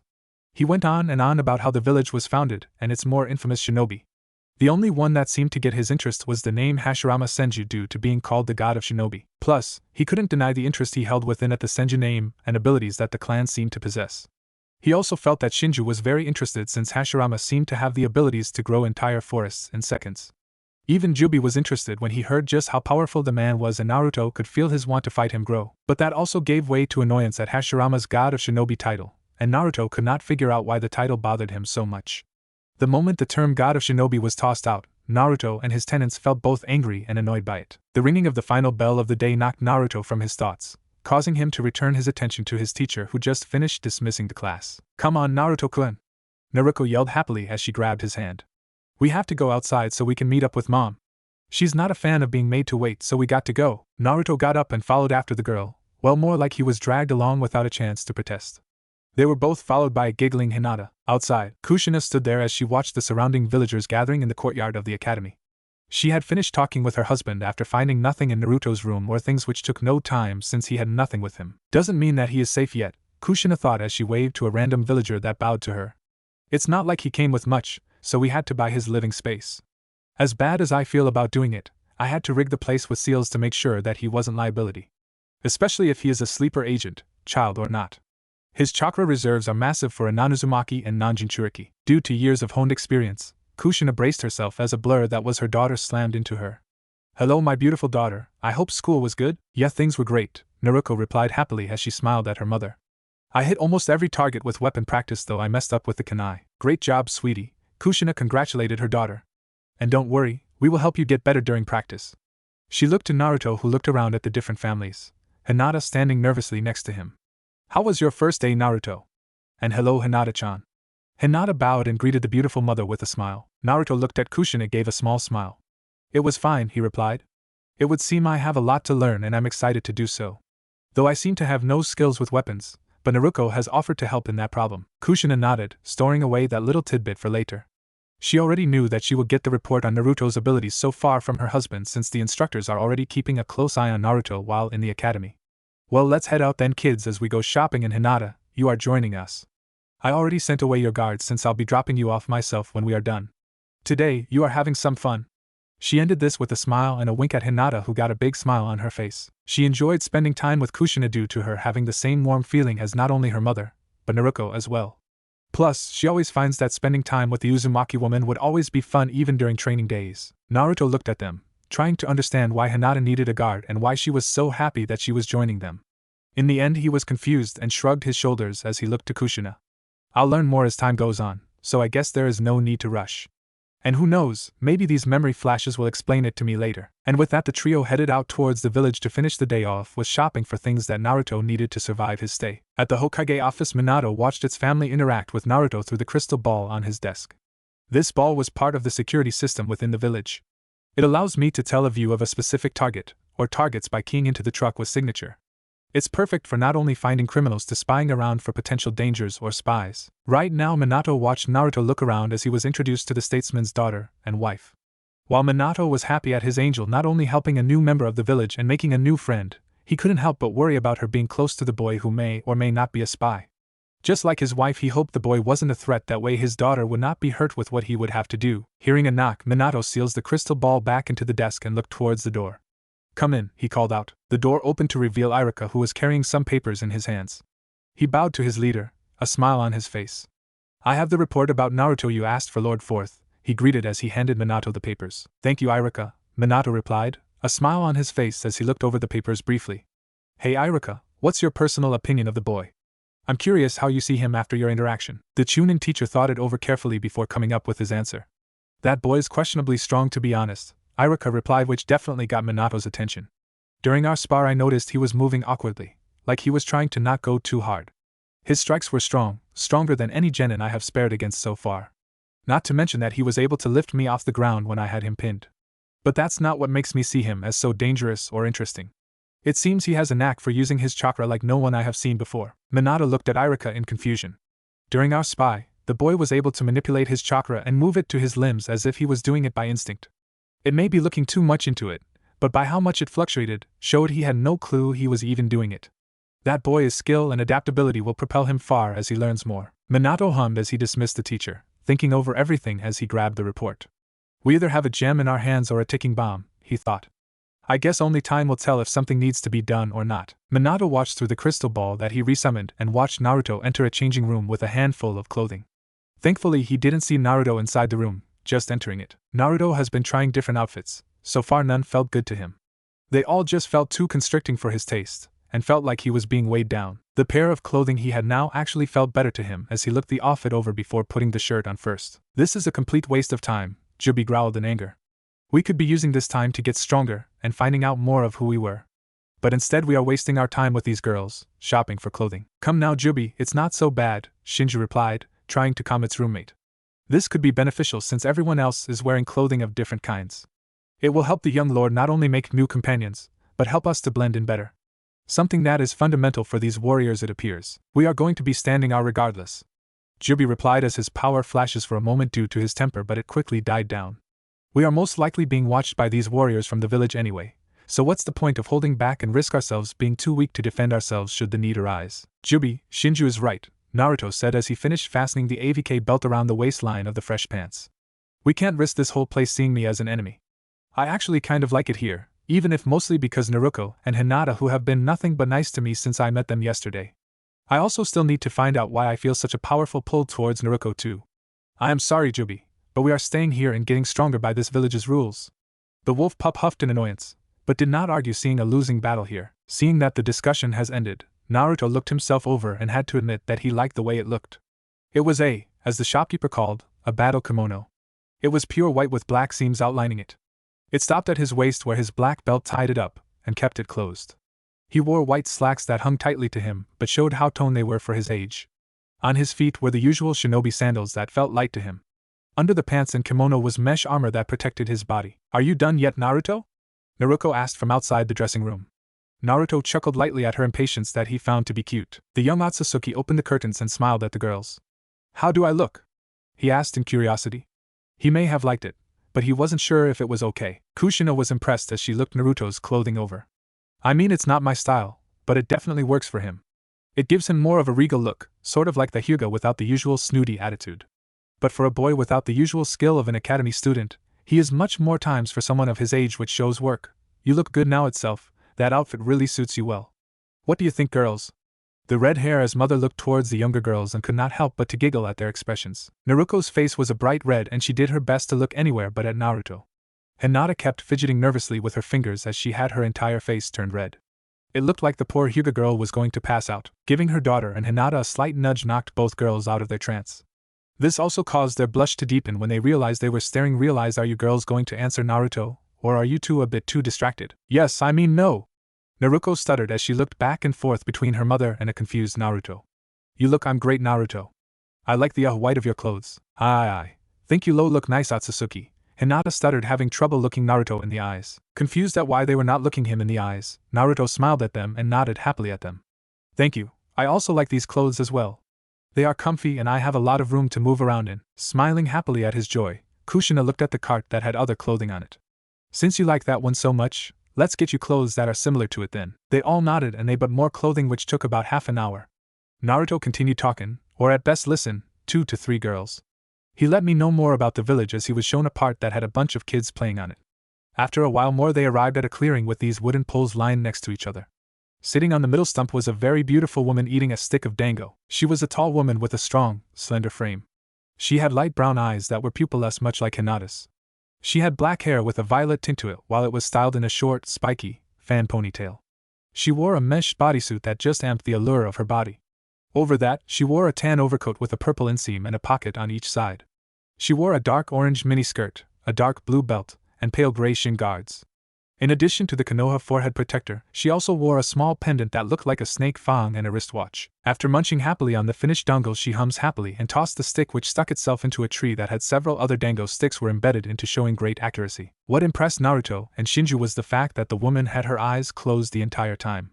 Naruto nearly jumped in fright though when he heard the Jubie call out to him. Be careful around that woman, young lord. Jubie growled in. She has something about her that make my instincts go haywire. She's dangerous, young lord. Big sis Anko. Naruko cried out as she charged at the now smirking women. When she collided into Anko, the violet-haired women burst into a cloud of smoke. This surprised Naruto as he didn't expect the women to just vanish into smoke like that. Apparently neither did Naruko as she toppled over her own feet and landed over the stump. This led to Kushina laughing out loud and a gentle giggle from Hinata. Big sis, that was not funny. Naruko groaned as she stood up, rubbing the bump on her head. Anko appeared next to Naruko with an amusement that she pet the young girl's head. Come on kiddo, just a little joke. Consider it payback for the prank last week. But you already got your payback when I paid for your dango the next day, which cost me 2 weeks of my allowance. Naruko replied with her arms crossed. Anko just shrugged before the air was knocked out of her when Naruko hugged her again. The violet-headed woman smirked and returned the hug. That's her older sister? Naruto thought as Kushina hugged the woman next, and Hinata merely bowed to her in greeting. They look nothing alike though, not even the feeling coming from them is the same. Anyone, she looks more like Hinata since their hair is more similar in color along with no pupils for eyes. After greetings were done, Uncle took note of Naruto as she looked him over. Not bad looking for his age, and I can see he has something hidden by just looking into his eyes. The question is, what is it? So who's the third runt?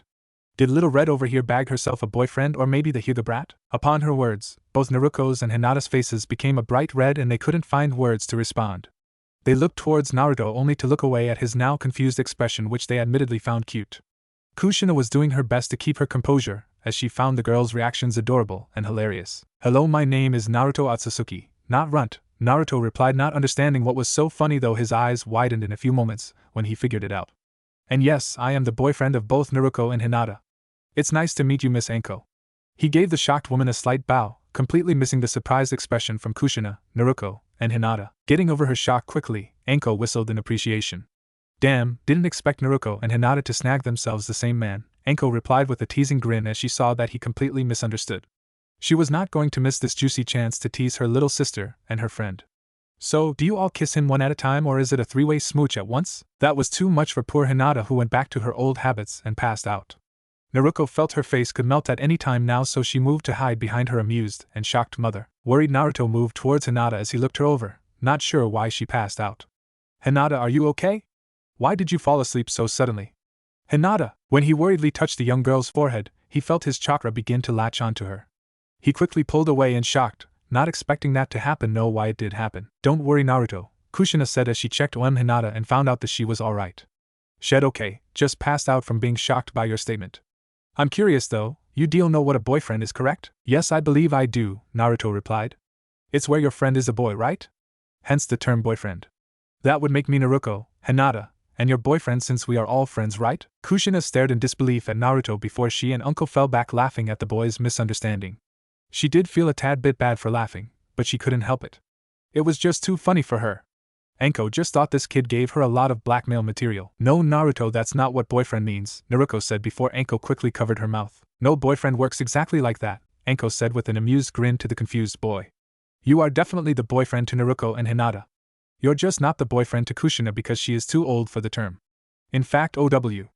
Anko cried in pain when the girl she held decided to stop her and bit the older woman's hand hard enough to draw a little blood. The violet-haired woman let go and glared angrily at the embarrassed Naruko, who only glared back. "We are definitely friends, Naruto," Naruko said while keeping her eyes on her sister figure. "A boyfriend means that we are dating, which we are not doing. We are just friends. Don't listen to Anko since she just likes to mess with people." Naruto nodded in understanding, seeing that he got the term wrong, though he was confused a bit as he looked to the blonde-haired girl. "Then why is it called a boyfriend? Don't you think that is misleading, and what's dating?" Now they all looked at him in confusion, not seeing how he knew so little about these things these days. The life of a shinobi is quick and perilous, so children are a lot earlier than other kids about these types of stuff. "We will explain later, Naruto," Naruko said, not sure how to explain it to him at the moment. "Yes, she will, but first she has to pay the dues she is owed for biting my hand," Anko said with a predator's gleam as she looked to the scared Naruko, who backed away in fear of her sister. "Where do you think that you're running to, brat?"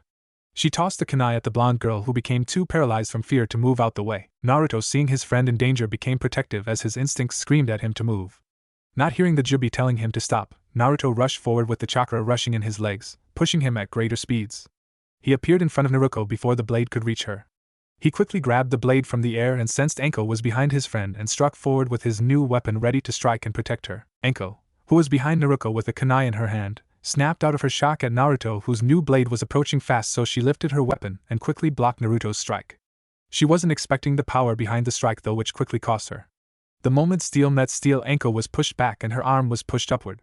Before she could recover though, Naruto's free fist rushed towards her face and Anko had no time to defend herself, so she braced herself for the pain that was sure to come. Thankfully, Anko did not have to worry as Kushina had snapped out of her shock and reacted quickly. The mother shot out her signature chakra chains from her back that instantly wrapped around Naruto's fist and arm. The result was Naruto's body instantly stopping as his chakra felt wrong to him. He was able to figure that the chains somehow messed up his chakra body and caused him to feel sluggish and unable to move. It felt like Naruto's chakra would not listen to him. "Naruto, calm down please," he heard Naruko say as she held his chained hand to get his attention. "I am okay. Big sis does stuff like that to surprise me. She wasn't trying to hurt me, nor would she ever hurt me. I am okay, I promise." Seeing Naruto's look of understanding, which took a bit due to his sluggish movements, Kushina slowly retracted her chains. She was careful as she analyzed him for any further threat that he could pose. She wasn't too shocked when Naruto dropped to one knee in exhaustion, as it tends to happen when she uses it on normal civilians and weaker shinobi. What did surprise her was when the young man stood up almost immediately. Most jonin would have trouble recovering from not only having her chains drain their chakra but stopping their relative flow at the same time. For a fresh academy student with no prior knowledge of chakra to this extent should not be getting up like nothing happened when the process should have been more than enough to knock him out. Only someone with high amounts of chakra, a Jinchuriki, or even another Uzumaki should recover this quickly. "I am sorry," Naruto said towards Anko, breaking Kushina's train of thought. Naruto had completely regained his bearings and focused his attention on the girls. It would seem I have completely misread the situation and thought that Naruko was in danger. I am sorry for attacking you, Ms. Anko. He said the last part towards the violet-haired woman who simply just waved off his apology with a grin. It's all good, Runt. You were just looking for my brat over here, she said, not at all bothered by the incident. I can't say I can blame you or be mad since that means she has someone looking out for her when we aren't all around to keep an eye on her. But damn, I must say that you have one hell of a strong arm swing. I felt that swing impact throughout my entire arm. Naruto looked down at his arm that held the kunai while in his own thoughts, as he had no clue where that sudden rush of power came from. He couldn't tell if it was either the Jubie or the Shinju, as it felt different from them. The power felt much more primal than them. Thank you for the compliment. I just wish I knew how I did that exactly. It's the first time I did anything like that, to be honest. While surprising to Anko, she didn't show it as she just nodded. Well, in the end I can't let a kid like you get the better of me so easily, she said with her grin getting more vicious. So I am going to have to make sure that I get my pound of flesh from you when it suits me. Oh, I wonder what your blood will taste like.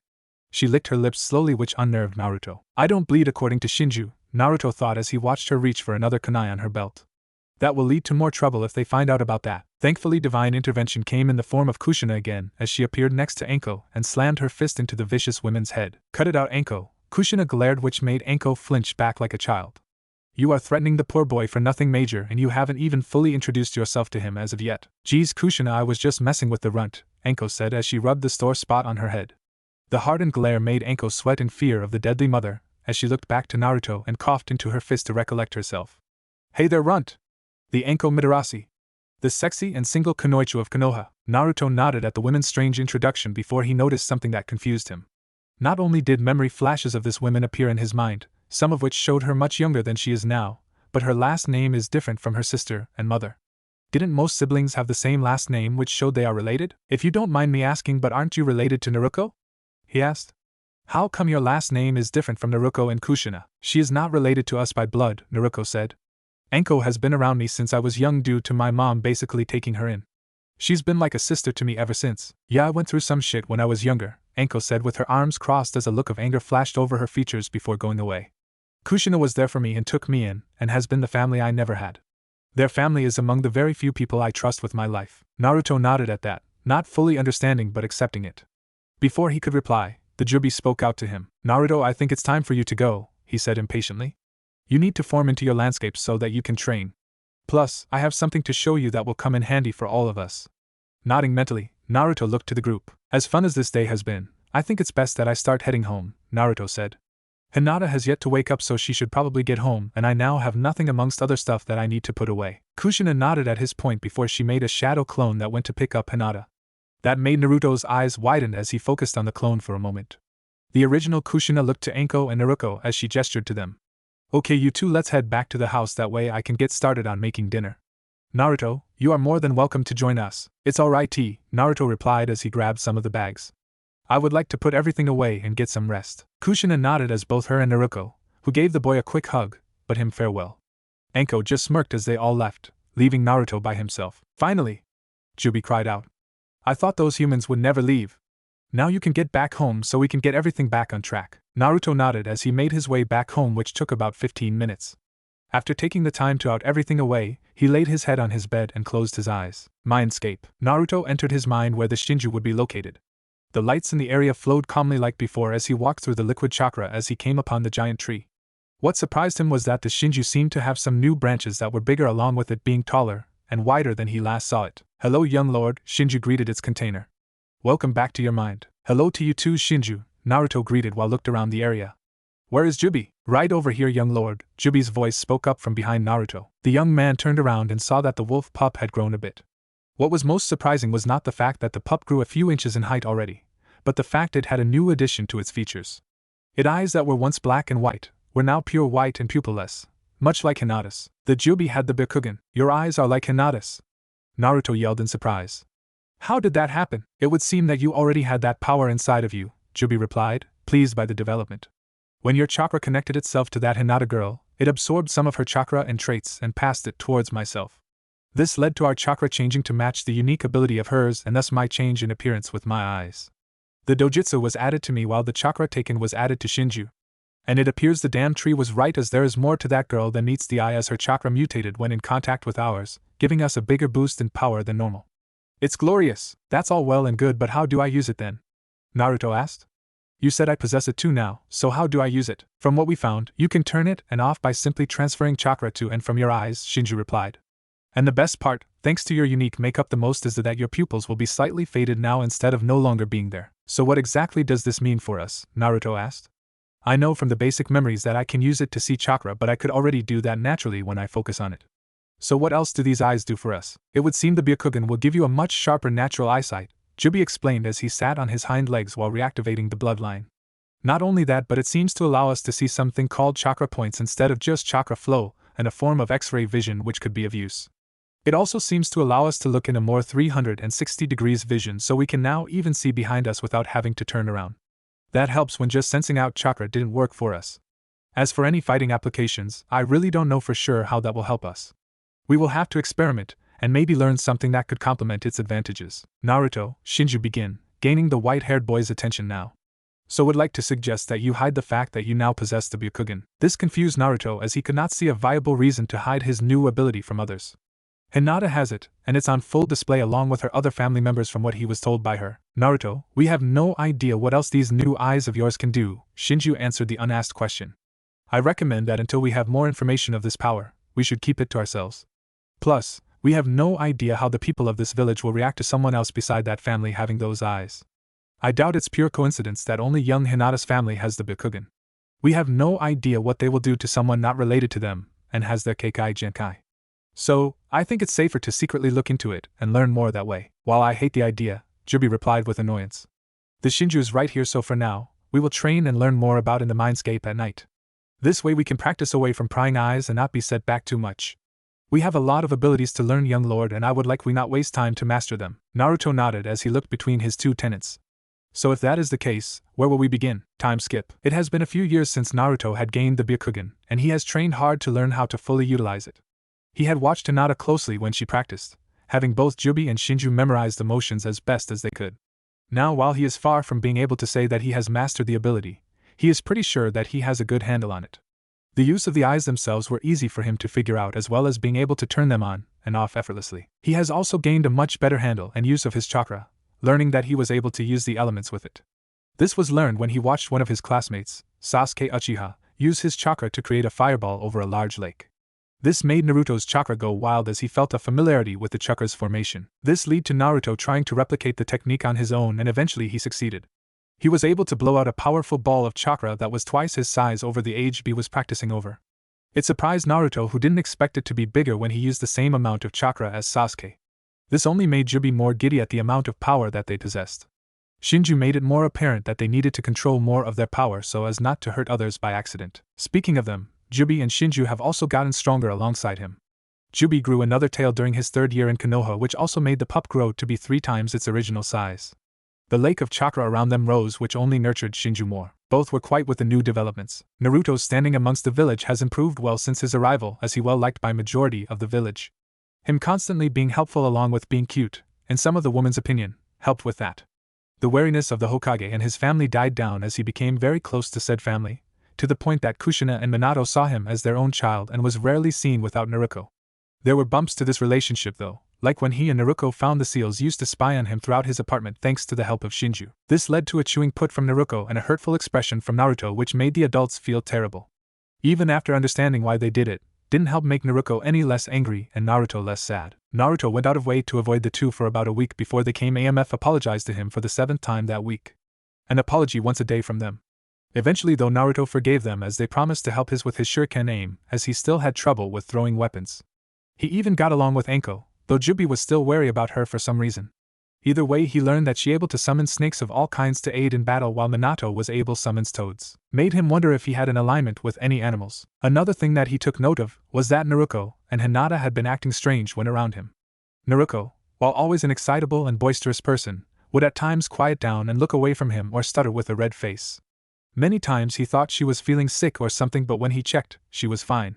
The same thing also went for Hinata, who on more than one occasion fainted around him. That led to an awkward meeting between him and the Hyuga clan when he ended up carrying the heiress home to them. Today was the day that Naruto was expected to take the test to become a genin, and B was running late.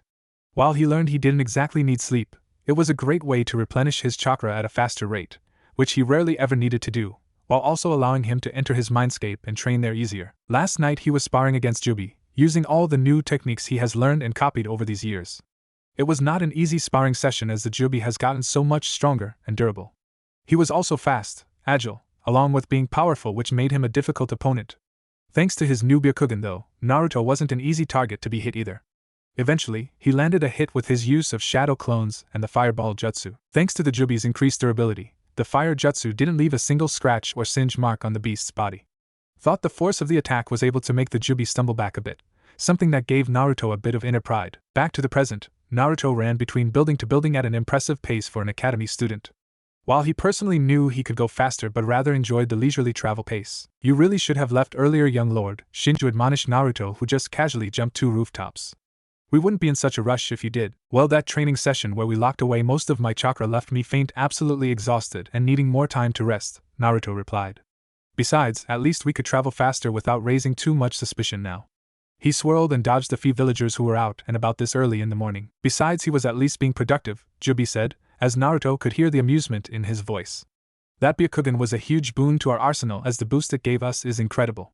The power boost may only be a small percentage, but it still put you to about the same level as those Chunin shinobi on your own. Using either me or Shinju would definitely put you on par with one of the more powerful jonins, or maybe even those ANBU we heard about.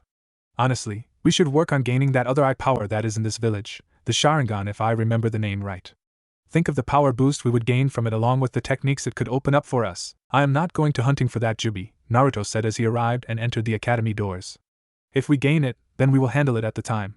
Both constructs agreed as Naruto entered his classroom and instantly got glares from the majority of the males throughout the room, but he simply just ignored them as he sat in his seat near the back. I will never understand these humans' animosity, says Shinju as the Jubie growled. Simply because you get along with the girls of the class doesn't mean they can try and get territorial. At least all they will do is glare, after you beat that Inuzuka boy so bad last year. Naruto is very well liked among a good portion of the girls in the class due to his cute cluelessness of things and his handsome features. But the majority of the boys on the other hand feel differently towards him, especially one boy that had it out for him the most was Kiba Inuzuka, the heir to the Inuzuka clan. He really hated Naruto due to his closeness to the girls that he wanted to be his, as polygamy is accepted in their world as long as the parties agree, but it just was not wildly practiced. Speaking of the Inuzuka heir, he just walked into the room with his loyal pet dog Nin Akamaru, a small white and brown puppy that was enjoyed sitting on its master's head. The boy wore a confident grin on his face as he strutted into the room. He looked around the room before his grin turned into an angered frown at seeing a bored Naruto barely spraying him a glance. Like he wasn't worth his time to spend looking to. How dare that outsider runt look at me like I don't even matter, he thought as he grit his teeth in anger. Kiba has always been a bit of a brash guy with an arrogant personality. Having gained a mentality of being the strongest of the academy was his right as an alpha male. This thought was in a way reinforced when he was amongst the only genin hopefuls that could be a match for Sasuke Uchiha in a taijutsu match, except for Naruko. Yeah, that technically made him third place as he had yet to beat either one of them, but that's third place to an Uchiha heir and daughter of the fourth Hokage. He was one of the best, damn it. Then here comes this white-haired guy from nowhere with no real basic skill in anything other than having high amounts of chakra and instantly becomes close to Naruko and Hinata without doing anything. His 2 future mates and friends since they were kids, who now don't talk with him because of the bastard constantly getting in his way. Today will be the day that I put you in your place and get you away from my girls, you runt, he thought to himself as he sat in his seat in the middle. Akamaru simply lay in his partner's lap, used to Kiba's jealous fits by now. Ignoring Kiba, Naruto took note that the next person to walk into the room was Sasuke Uchiha, the youngest child of the Uchiha clan head. Just like with the Hyuga clan, Naruto felt a particularly powerful pull coming from the Uchihas. But the pull was stronger when it came to Sasuke, like it was with Hinata, and it only got stronger as time went on. Sasuke had a small frown on his face as he yawned, ignoring the others in the classroom. Only mother and Itachi saw me off for my genin exam today while father was too busy to be bothered again. I'm even at the top of the class this year, and it still wasn't enough. As he took his seat to the window, he felt that he was being watched and looked around before he locked eyes with Naruto. Sasuke doesn't hate the white-haired boy, but he does not trust him either. He just set off the alarm bells in his head for some reason. The guy was also very talented, almost as good as his brother from what some people have been saying about him, at least when it came to learning techniques with relative ease. He came to the academy with barely any skills to show and near the bottom of the class, but now has skyrocketed to being the 3rd strongest student of the class in no time. And he isn't higher because he's weak or anything, Sasuke thought. Out of all the courses, his use in weaponry is still barely in the mid-range of the class. Not only that, but he doesn't seem to have basic common knowledge on most subjects like history, math, science, and more. And yet his practical use of chakra is phenomenal, able to learn and use techniques with relative ease. And according to what I have seen so far and heard from Naruko, he has a massive chakra pool. So much in fact, that only Naruko and Aunt Kushina rival it. Another strange thing is that he shows great promise in taijutsu as Kiba, who is one of the top in the class regarding hand-to-hand combat, could not beat him. I'll just have to continue keeping a close eye on him as I don't like unknown factors around me or those I care about. The next two people to walk in and catch Naruto's attention from Sasuke were Shikamaru Nara and Choji Akimichi, who were yawning and eating a bag of potato chips respectively. Neither one spared anyone of the classic glance as they simply just took their seats. Both those two need to work on their motivation, Shinju said as they looked away from the duo. Both have potential to be outstanding warriors, but they are both just too lazy to get themselves to the top. Yeah, but that is their problem, not ours, Jubie replied with annoyance.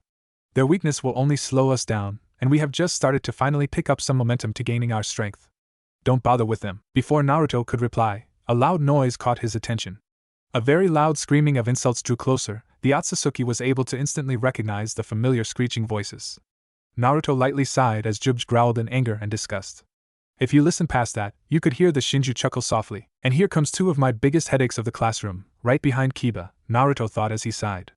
A second later, two girls burst into the room at the same time while butting heads and yelling at each other. The first girl was wearing a purple cut outfit that consisted of a high-colored blouse and matching apron. On her abdomen and legs were white bandages wrapped around them. She also had small hoop earrings. She had long, pale blonde hair that was tied into a ponytail, and a long bang on the right side of her face. She also has pale skin and light blue eyes that reminded Naruto a clear, midday sky. On her feet were a pair of traditional shinobi-style sandals.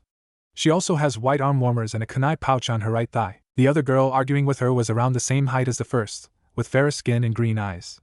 She wore a red chipao dress with short sleeves and slits down the sides, which was accompanied by a zipper and a white circular designs. A tight dark green bike shorts with a shuriken holster around her right thigh along her lower half. On her feet were blue sandals that went up to her ankles. The two girls were Ino Yamanaka and Sakura Haruno respectively. The Yamanaka heiress and the other was part of a civilian family. The two girls continued to hurl insults at each other, fighting over who won the race to the classroom. Naruto sighed as he could hear Jubie growling at the two girls that he considered pathetic. Now Naruto and Shinju did not feel the same disgust as the multi-tailed wolf, just disappointment at wasting their potential. Naruto could tell that both girls could be quite powerful in their own rights if they actually decided to train hard.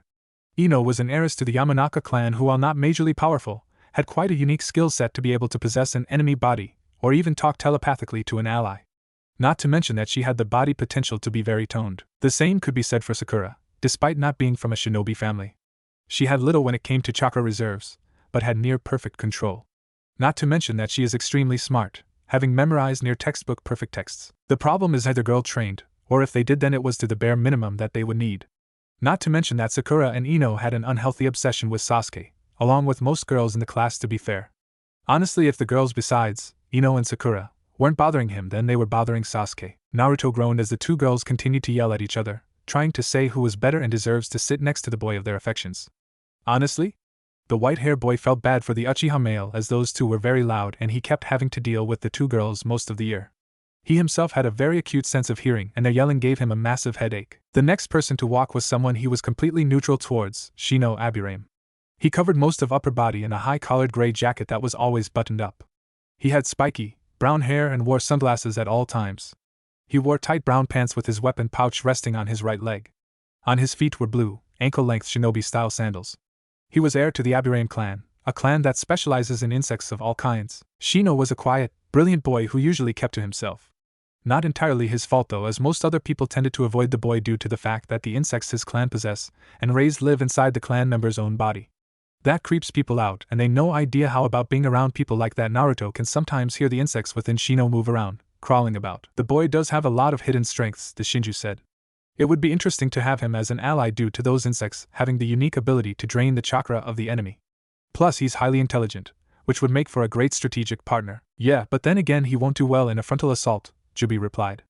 That means we would have to watch over him against a particularly skilled head-to-head fight, or even a fire-style jutsu. Everyone has weaknesses, Naruto whispered as he rested his chin in the palm of his hand. He simply ignored Jubie's statement about how they don't have a weakness. Knowing how he is far from unbeatable as they don't have near the strength to win a fight against the higher-tier shinobi of the village. Feeling the powerful pull come again, Naruto gave a small smile as he knew who was coming through the door.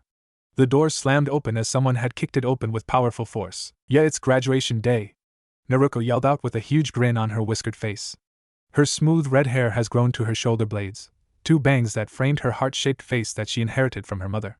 She wore an orange, black and red jacket over a dark green, short-sleeved shirt. She wore orange tights that had black lining.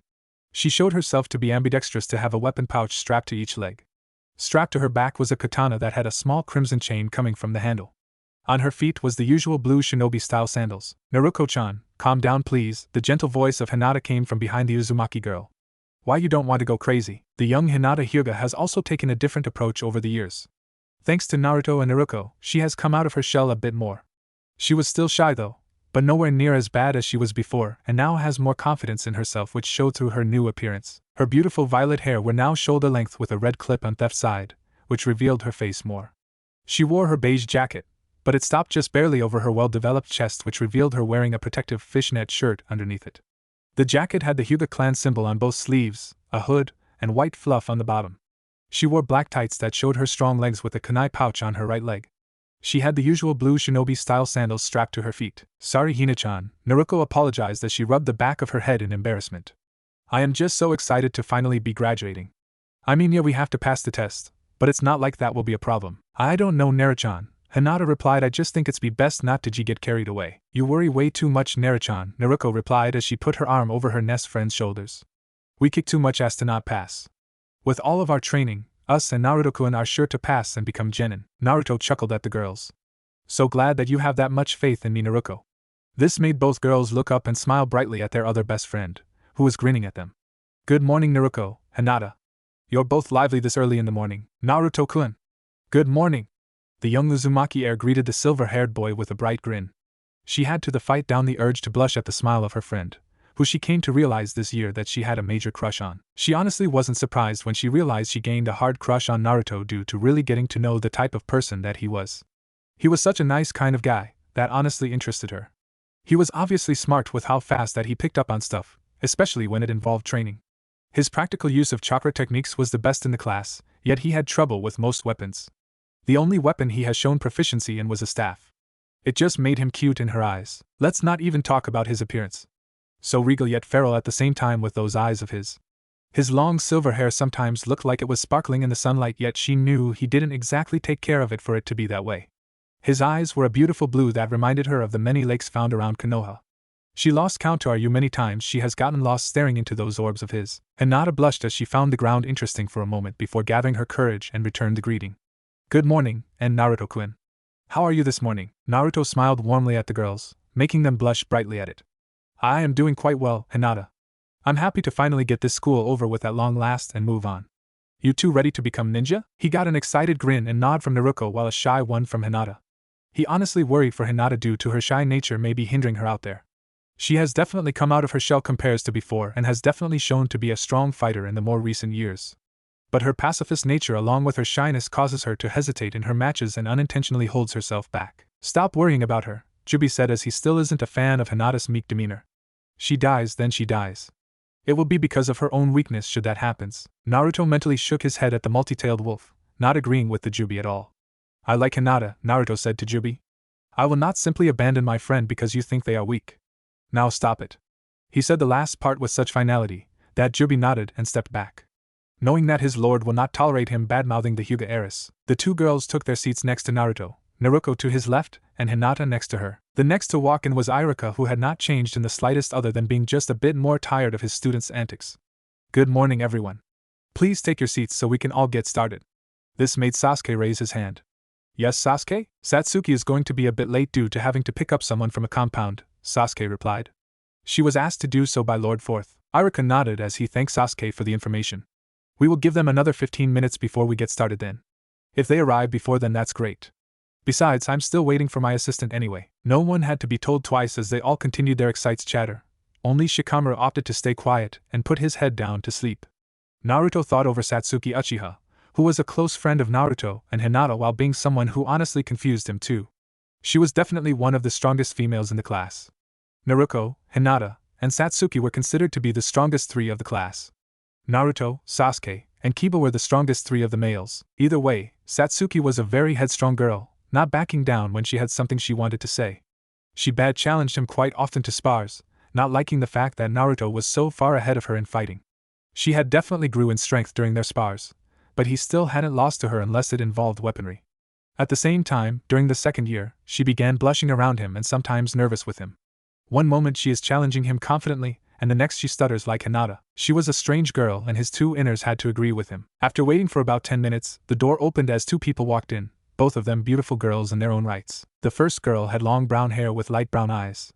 On the right side, her brown hair was straight while the left side was braided. She had a yellow hair clip in her hair with two circular designs. She wore a pink battle kimono that was held closed by a pink sash that was over red mesh armor.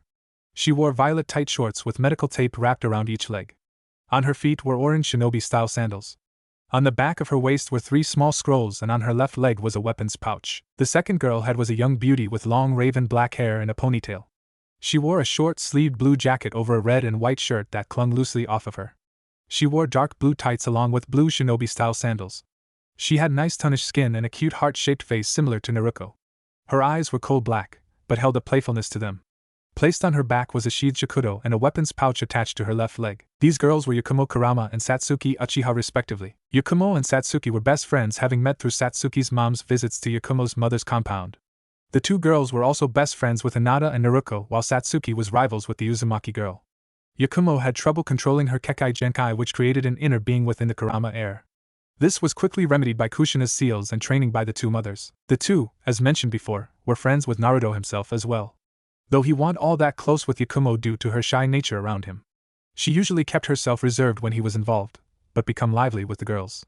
It confused him on the reasons, but he figured it was one of those things he doesn't understand. It would seem that the Yakumo girl has made a huge recovery, Shinju said. That's good, as her prowess with genjutsu will make her a very deadly warrior in the future. It would seem the runt has finally taken control of life, Jubie added on. She has come a long way from that shut-in that you met 2 years ago. Though her chakra amount is still pitiful.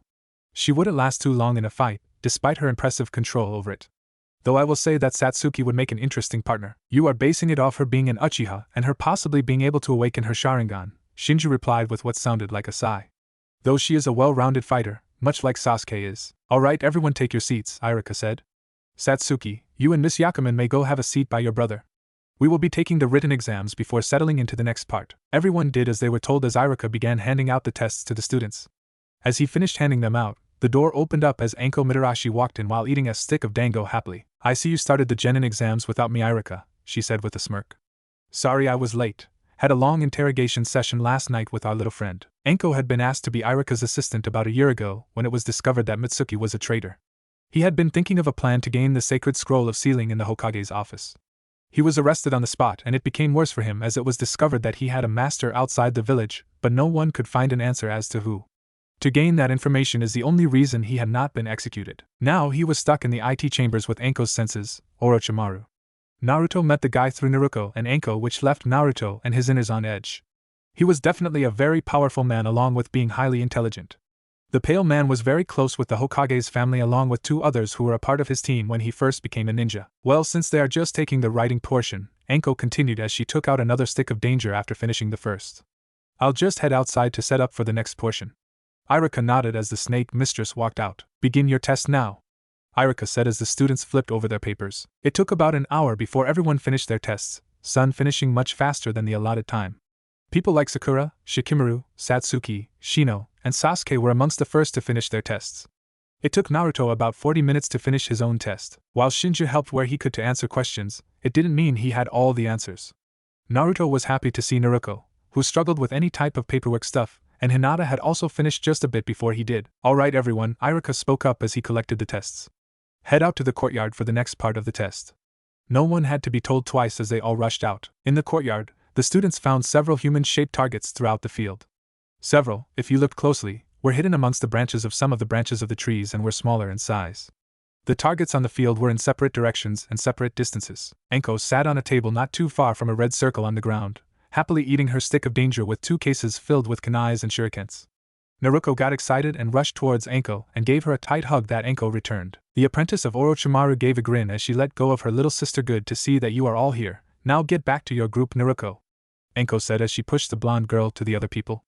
Alright, Runt, it's time for the second portion of your exam, the throwing weapons portion. As you all know by now, throwing weapons like kunais and shurikens are a huge part of a ninja's arsenal despite them being basic equipment.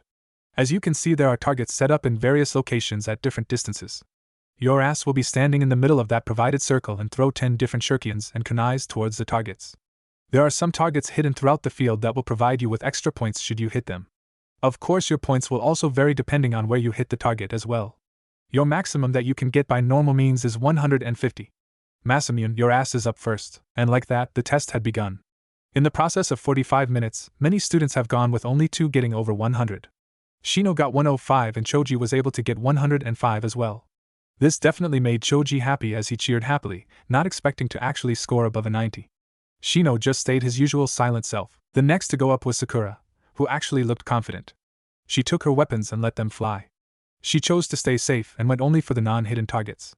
By the end of her time of 7 minutes, she scored a respectable 100. Okay, not bad out there, Pinky, Anko said as she wrote down the results. That puts you in second place after the Hyona brat. Alright, Hyuga, get in there. Hinata took a deep, calming breath as she walked up to her place. She felt her confidence rise at Naruko cheering her on along with Naruto giving her comforting words. Even Satsuki, Sasuke, and Yakumo were telling her that she got this. Hinata focused as she grabbed her set of weapons and made her move. In a time of 6 minutes, Hinata gained the current highest score of 115. She even gained a bit extra by getting 3 bullseye and hitting the corner of a hidden target in the trees. Alright, good job and great form out there, Anko said as she jotted down the results. You currently have the best score of the girls. Kibbles, get in there. Kiba grit his teeth at the name as Akamaru barked loudly. Keeping his annoyance to himself, he took his turn and like Sakura, decided to stay safe but did go after the targets that were further away. In 6 minutes he got a score of 110. This put him at number 1 of all the guys currently, which made him gain an arrogant smirk that he sent towards Naruto, who merely shook his head while the girls sighed with annoyance. Even Jubie growled at Kiba's blatant disrespect of his betters as he so eloquently put it. Though Naruto and Shinju managed to calm him down. Which was a good thing because his rage started to slightly influence Naruto's chakra. The next person to go up was Yakumo, who was as nervous as Hinata was. She looked around with a deep blush as she walked up to her place, but stopped due to a hand on her shoulder. She turned to find the hand belonged to Satsuki, who gave her a confident smirk. You have worked hard for this opportunity, Yakumo, she said to her friend. You can do this. Just go out there and give it your all. This calmed the pale girl's nerves, who smiled and nodded gratefully. The others of their group encouraged her, telling her that she will do great. Even Sasuke, despite his monotone voice, gave her some encouragement to get out there and show she can do this. The Kurama era stood straighter than before and got into her position. She had her eyes closed for a moment before they snapped open with a fierce fire in her gaze. She let her body go on autopilot as her weapons sliced through the air. In a time of 4 minutes and 57 seconds she gained a total score of 125. This awed the class, as not only was that the current highest score for both genders, but the fastest time too. She even got a bullseye on one of the hidden targets. This caused the crowd to clap and Satsuki to hug her best friend along with Naruko. Now that was certainly impressive, Shinju said. She has grown well from that frail girl that we met, like Jubie had said earlier. The highest score of the class, she is basically standing at the top right now. See, I knew that you could do it, Satsuki complimented. You did amazing out there. Now I am going to do my best. Okay, my turn to not get left behind. Yakumo blushed brightly from all the praise from her friends, finding the floor interesting. Though she did give a slight glance to Naruto before looking away when their gazes met. Before she could thank her friends, Anko coughed loudly to gain their attention. Yeah, great job, happy for you, Anko said sarcastically. But I would appreciate it if you could move your asses so we can continue. This made all the people run off the field as Anko chuckled at them. Lazy ass Nara, you are up next. Now hurry up before I light a fire on your ass. What a total drag, Shikimura drawled as he walked up slowly. His hands in his pockets. He took his weapons and lazily threw them at the closest targets, not bothering to go for the further ones as that would require too much effort on his part.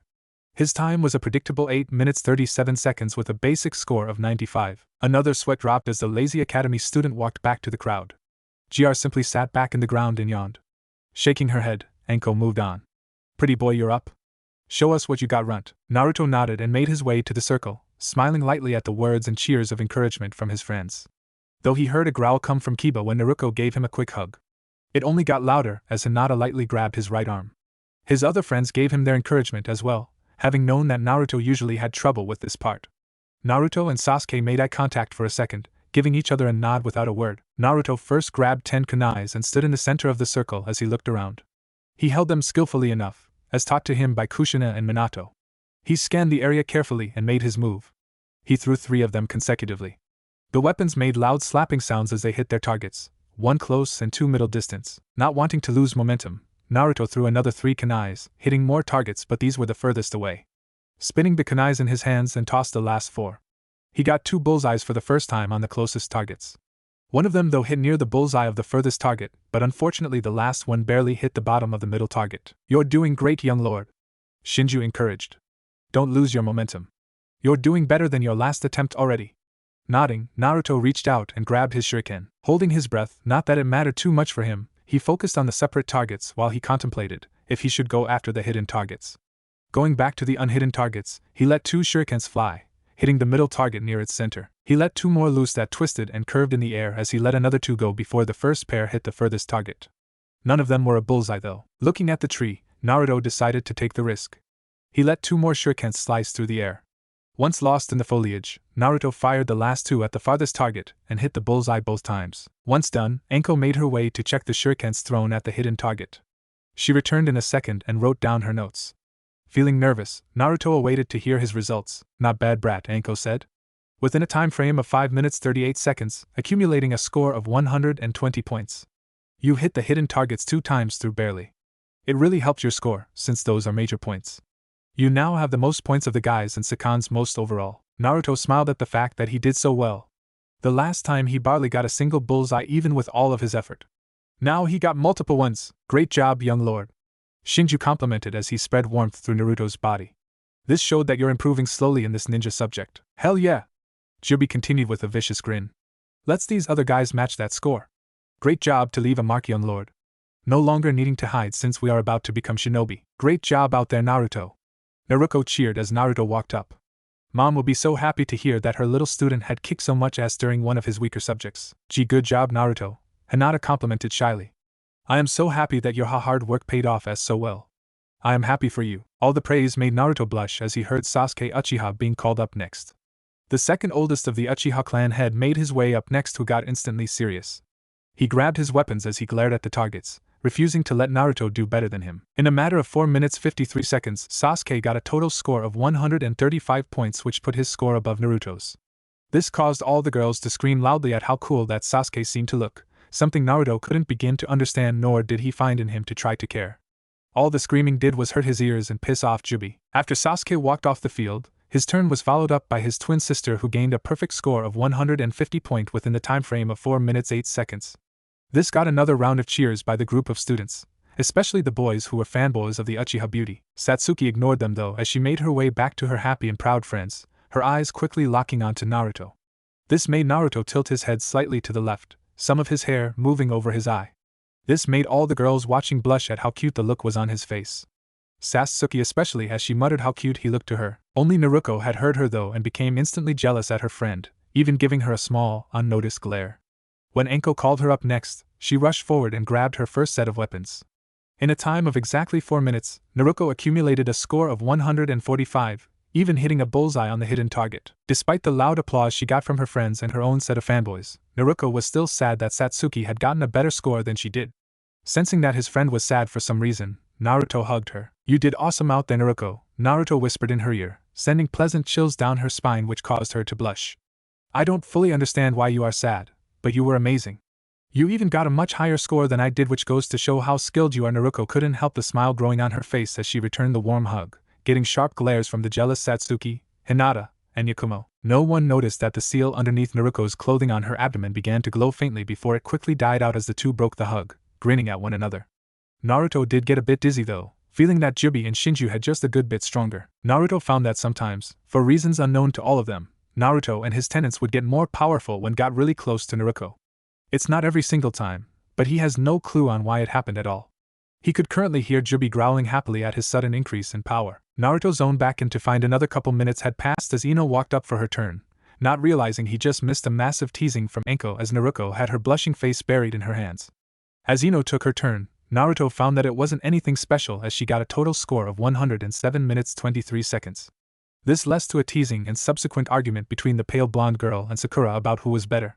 But this was thankfully shut down quickly by Anko, who threw the dango skewer between the two, scaring both of them as they shook as the bloodthirsty grin from the Jonin. "As fun as it would be to see you two sticks fight each other, we don't have the time," Anko said with a smile that promised intense pain. Now get your asses to the sparring field so we can judge your taijutsu and ninjutsu. They all rushed off to the other side of the building, not wanting to anger the apprentice of Orochimaru. In 2 minutes they arrived as they all saw Iruka standing on the side with a clipboard in his hands. Anko appeared in a swirl of leaves on the other side of the field, another stick of danger in her hand. Alright Runt, you all are going to have a spar against me. You don't have to beat me or anything. Just try to get at least 3 hits on my torso or even my back. Do either one of those and you have an automatic pass. If not done in the allotted 5-minute time frame, you will still be judged by Iruka here and ranked by your taijutsu skill. Now let's get started. Iruka nodded as he called out the first students, some a bit nervous due to Anko's smile becoming a bloodthirsty grin. The matches began as Naruto watched, wanting to understand how Anko planned to fight in this case. He has sparred against her before and it was tough, leading to a lot of painful moments. He has landed blows before but she was always holding back and not taking him seriously. Anko had been demolishing the other students so far with no effort as she just ate her dango in the same.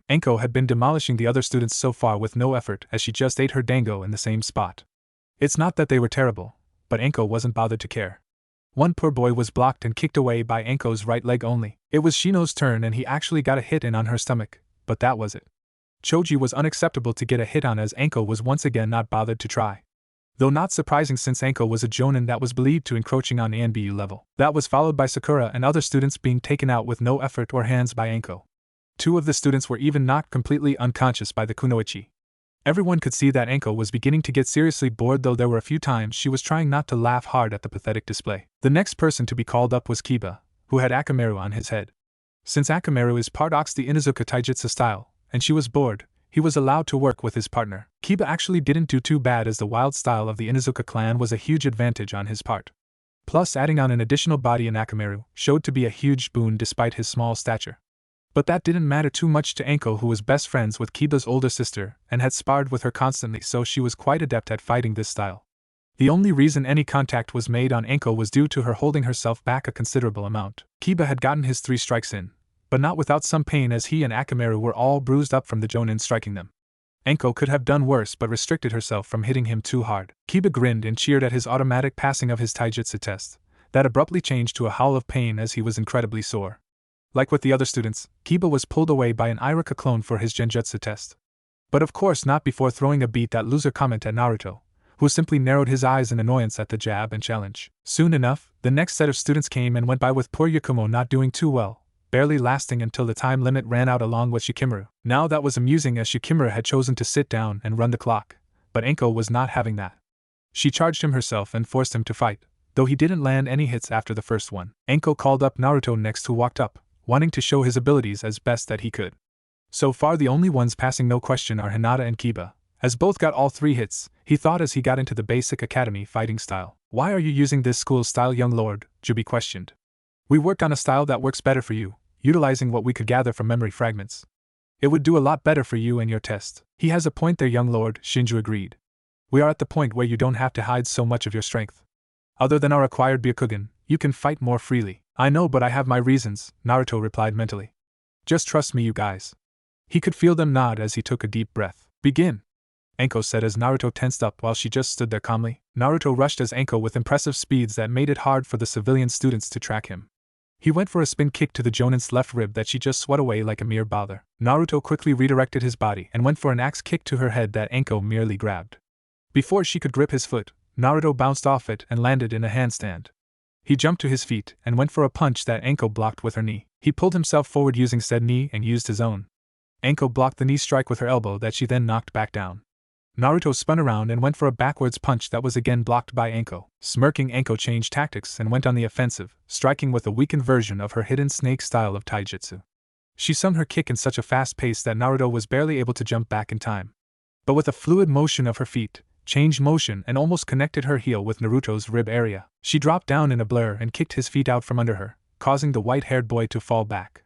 She went to grab his foot, but Naruto used his hands to flip away. Now! Naruto yelled mentally as he spun his body with his hands, his feet angled at Anko's.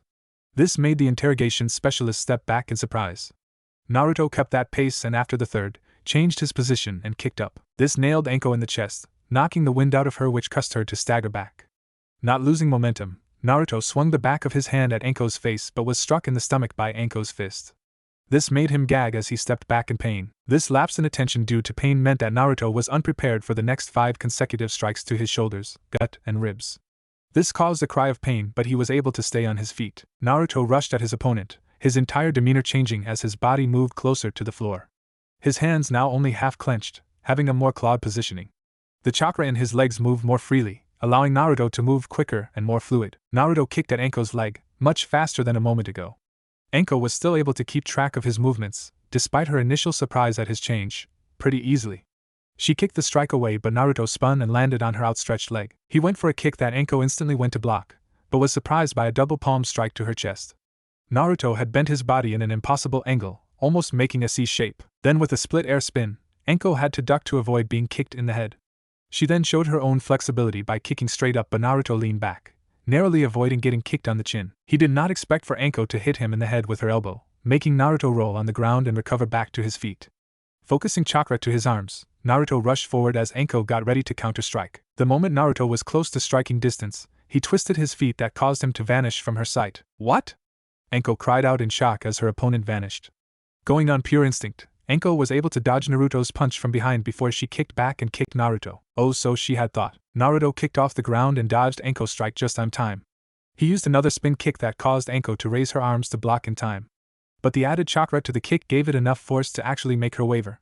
It's like she could feel the bones in both of her arms vibrate from the, admittedly, powerful contact. "I have sent this kid spar plenty of times before and have even sparred against myself multiple times," Anko thought in shock. "I have never seen him fight like this, and judging by Naruko's shock along with the other students' shocked looks, either have they. Looks like Lil Naruto has been holding back, which is smart on his part." As soon as she finished her thought, she dodged another couple of strikes and pushed back another kick attempt. He has a minute left before his time runs out. Naruto dodged another strike from Anko but was then grabbed by the woman who held his hands tightly to hold him in place. Time was almost up and Naruto knew he had to get that strike in now. Kicking his body upward, Naruto twisted his body around by showcasing another show of impressive flexibility.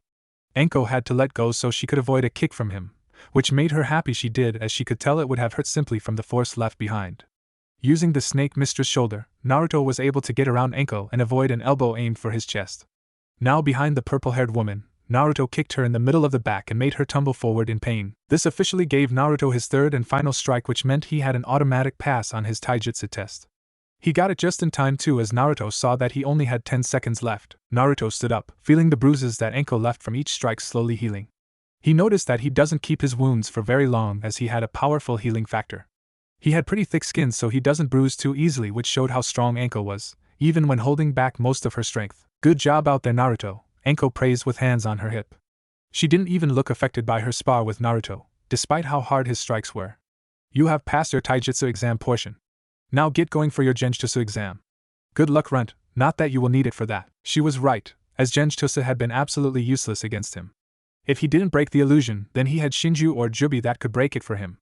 Of course, not that anyone knew about that last tidbit. Naruto nodded and thanked Anko with a smile. "I will be on my way, Anko-sensei," Naruto said before turning to his remaining friends. "You guys got this. I'll see you all on the other side." With that, he left, as it only took him a minute to get to the last training field. Iruka's clone along with his other batchmates sat around the area, while the original Iruka was looking at his papers. As he walked up, he was slightly surprised when Shinju spoke up. "Young lord," he said, "you are trapped in a genjutsu." Naruto's eyes widened in surprise as he raised his handle and pushed out his chakra. "Release!" he yelled out as the world around him distorted before Iruka and the students reappeared on the other side of the field. Naruto took note that this Iruka had a blue clipboard instead of the brown one he had a moment ago. Also, his classmates looked scuffed up from the spar with Anko compared to the cleaned-up appearance they had a moment ago. This made Naruto feel slightly annoyed he didn't catch it right away himself. "Awesome job, Naruto," the Iruka clone complicated as he wrote something down. "Broke out of the genjutsu in 4 seconds. Now you are allowed to cast a genjutsu of your own for extra credit." Naruto shook his head as he did not give a genjutsu to even use. "You can cast one, young lord," Shinju replied. "Before our formation in your mindscape, you performed one on the gate guys due to pure instinct. From what I know, you were in an instinctual trance during that time as you performed other feats as well. Now it seems that your mind and body have locked them away due to you gaining more of a conscious. So I can perform genjutsu. I just can't right now," Naruto asked mentally, getting an agreed hum from the great tree. "Correct," Shinju replied. "Your body is having trouble currently due to you now mostly thinking about it, when before you just did it. Eventually, and with more practice in controlling your vast power, you will be able to cast genjutsu." Naruto nodded as he understood the situation now, having never really asking his tenants about genjutsu. Iruka jotted down the refusal, not that it mattered as he passed the genjutsu portion anyway. Naruto walked towards a wall where Hinata was doing her best to ignore another of Kiba's advances. Listen, Hinata, Kiba said with a flirtatious grin. Why don't you at least give me a chance?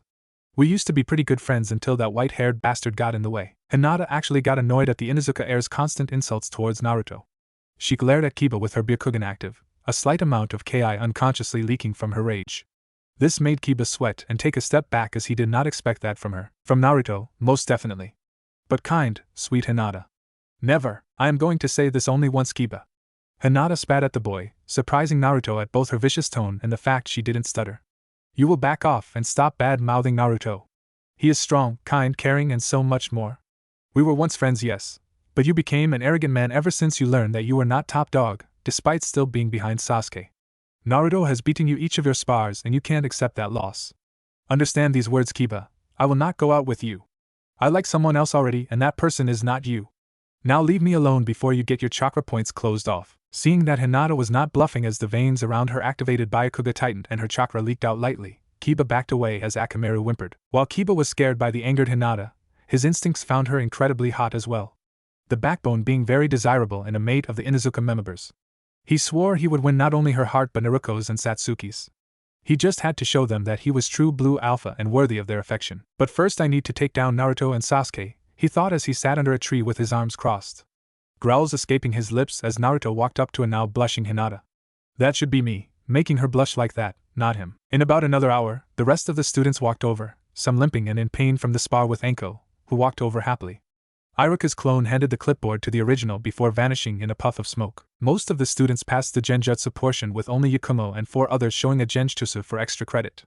There's quite a few that apparently failed it, as you had only a minute realized that you were trapped. Naruto was happy to see Naruko, Satsuki, and Sasuke break the genjutsu in seconds. We have now reached the ninjutsu portion of the exam, Iruka said to his students.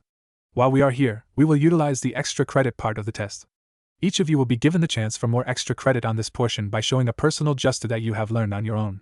After that we will go inside for the basic 3 academy jutsus you choose and you will know if you passed your genin exam or not. Now those with jutsus that you would like to show, please step forward. Naruto and the clan heirs all walked forward. The Otsutsuki boy looked around and was not surprised that no one else walked up. Though he felt bad for Yakumo as she stayed back, not having any ninjutsu at her disposal. The same went for Shino as his techniques were different. Now who would like to go first?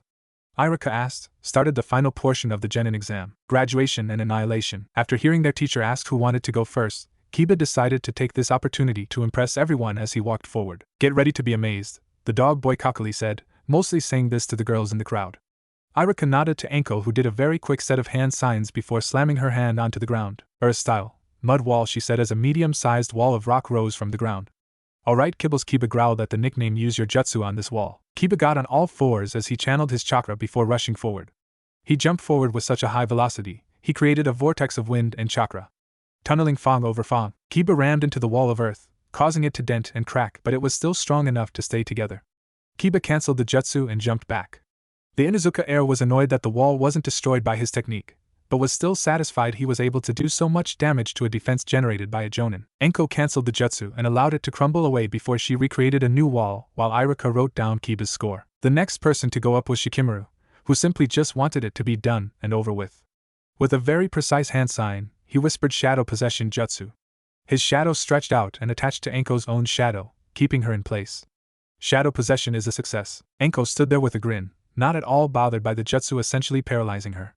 Shikamaru waved his hand around that Enko was forced to mimic, laughing as it was done. The Nara retracted his shadow once Iruka wrote down his result before he slumped onto a tree and closed his eyes. The next person to walk up was Choji who clapped his hands together and pushed out his internal chakra. Expansion jutsu. Human boulder. Choji's body grew in an instant before his body became a huge ball. He took a moment before he started to roll in a fast pace like bowling ball before rolling into the wall held its place for a few moments before it began to crack. Debris shot through the field while the wall began to bend. Still though, the wall was able to still be standing as the Akimichi cancelled the jutsu. As much as I hate that annoying mutt, Jubie yawned in boredom. At least his jutsu was better than the fat ones. Though I will begrudgingly admit that the Akimichi boy did more damage than the dog. It seems to work by expanding one's chakra within their coil through the use of his weight, Shinju observed. Both use a different version of a similar use of technique by rotating their chakra in different directions and a different speed velocity. Not difficult of a technique to understand and replicate. Would it really be possible to copy the jutsu that Kibi used? Naruto asked mentally. I mean, it seems like the jutsu would be useful to have. It shouldn't be too hard to do so, young lord, Jubie replied as Shinju agreed. In fact, we should be able to improve it as well. Naruto nodded as he paid back attention as Hinata, Ino, and Naruko finished performing already. Sasuke had just finished his hand sign, fire style, fire ball jutsu.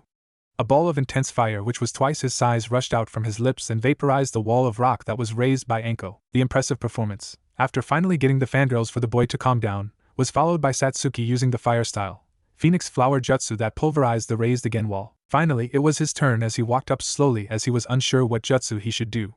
He opted to just not worry about and allow his body to just go on autopilot and go by instinct. After calming himself, Naruto clasped his hands together before he felt the chakra within his body react to him and change its properties as random techniques flowed through his head. Wind style, great breakthrough, he called out the technique that seemed to be engraved into his very being. At the ease he formed the jutsu. A powerful force of wind escaped his lips as it slammed into Anko's jutsu, tearing it apart piece by piece. Going on instinct still, Naruto put a bit more power within the jutsu. Enough power was put in that not only did it destroy the jutsu, but left a small trench in the ground. Naruto cancelled the jutsu as he took a deep breath, calming his chakra once more. Naruto didn't see the shocked look on everyone's faces as they all gazed him and the trench. Iruka having actually dropped his clipboard in his shock. Even Anko had her mouth hanging open in surprise, not expecting an academy student to have that much power in a jutsu. Especially without utilizing hand signs. It took the Otsutsuki boy a moment to notice the looks, becoming a bit embarrassed by all the stares as he scratched his left cheek lightly. What's with all the stares? Did I do something wrong? He thought in confusion. No, young lord, Jubes replied smugly.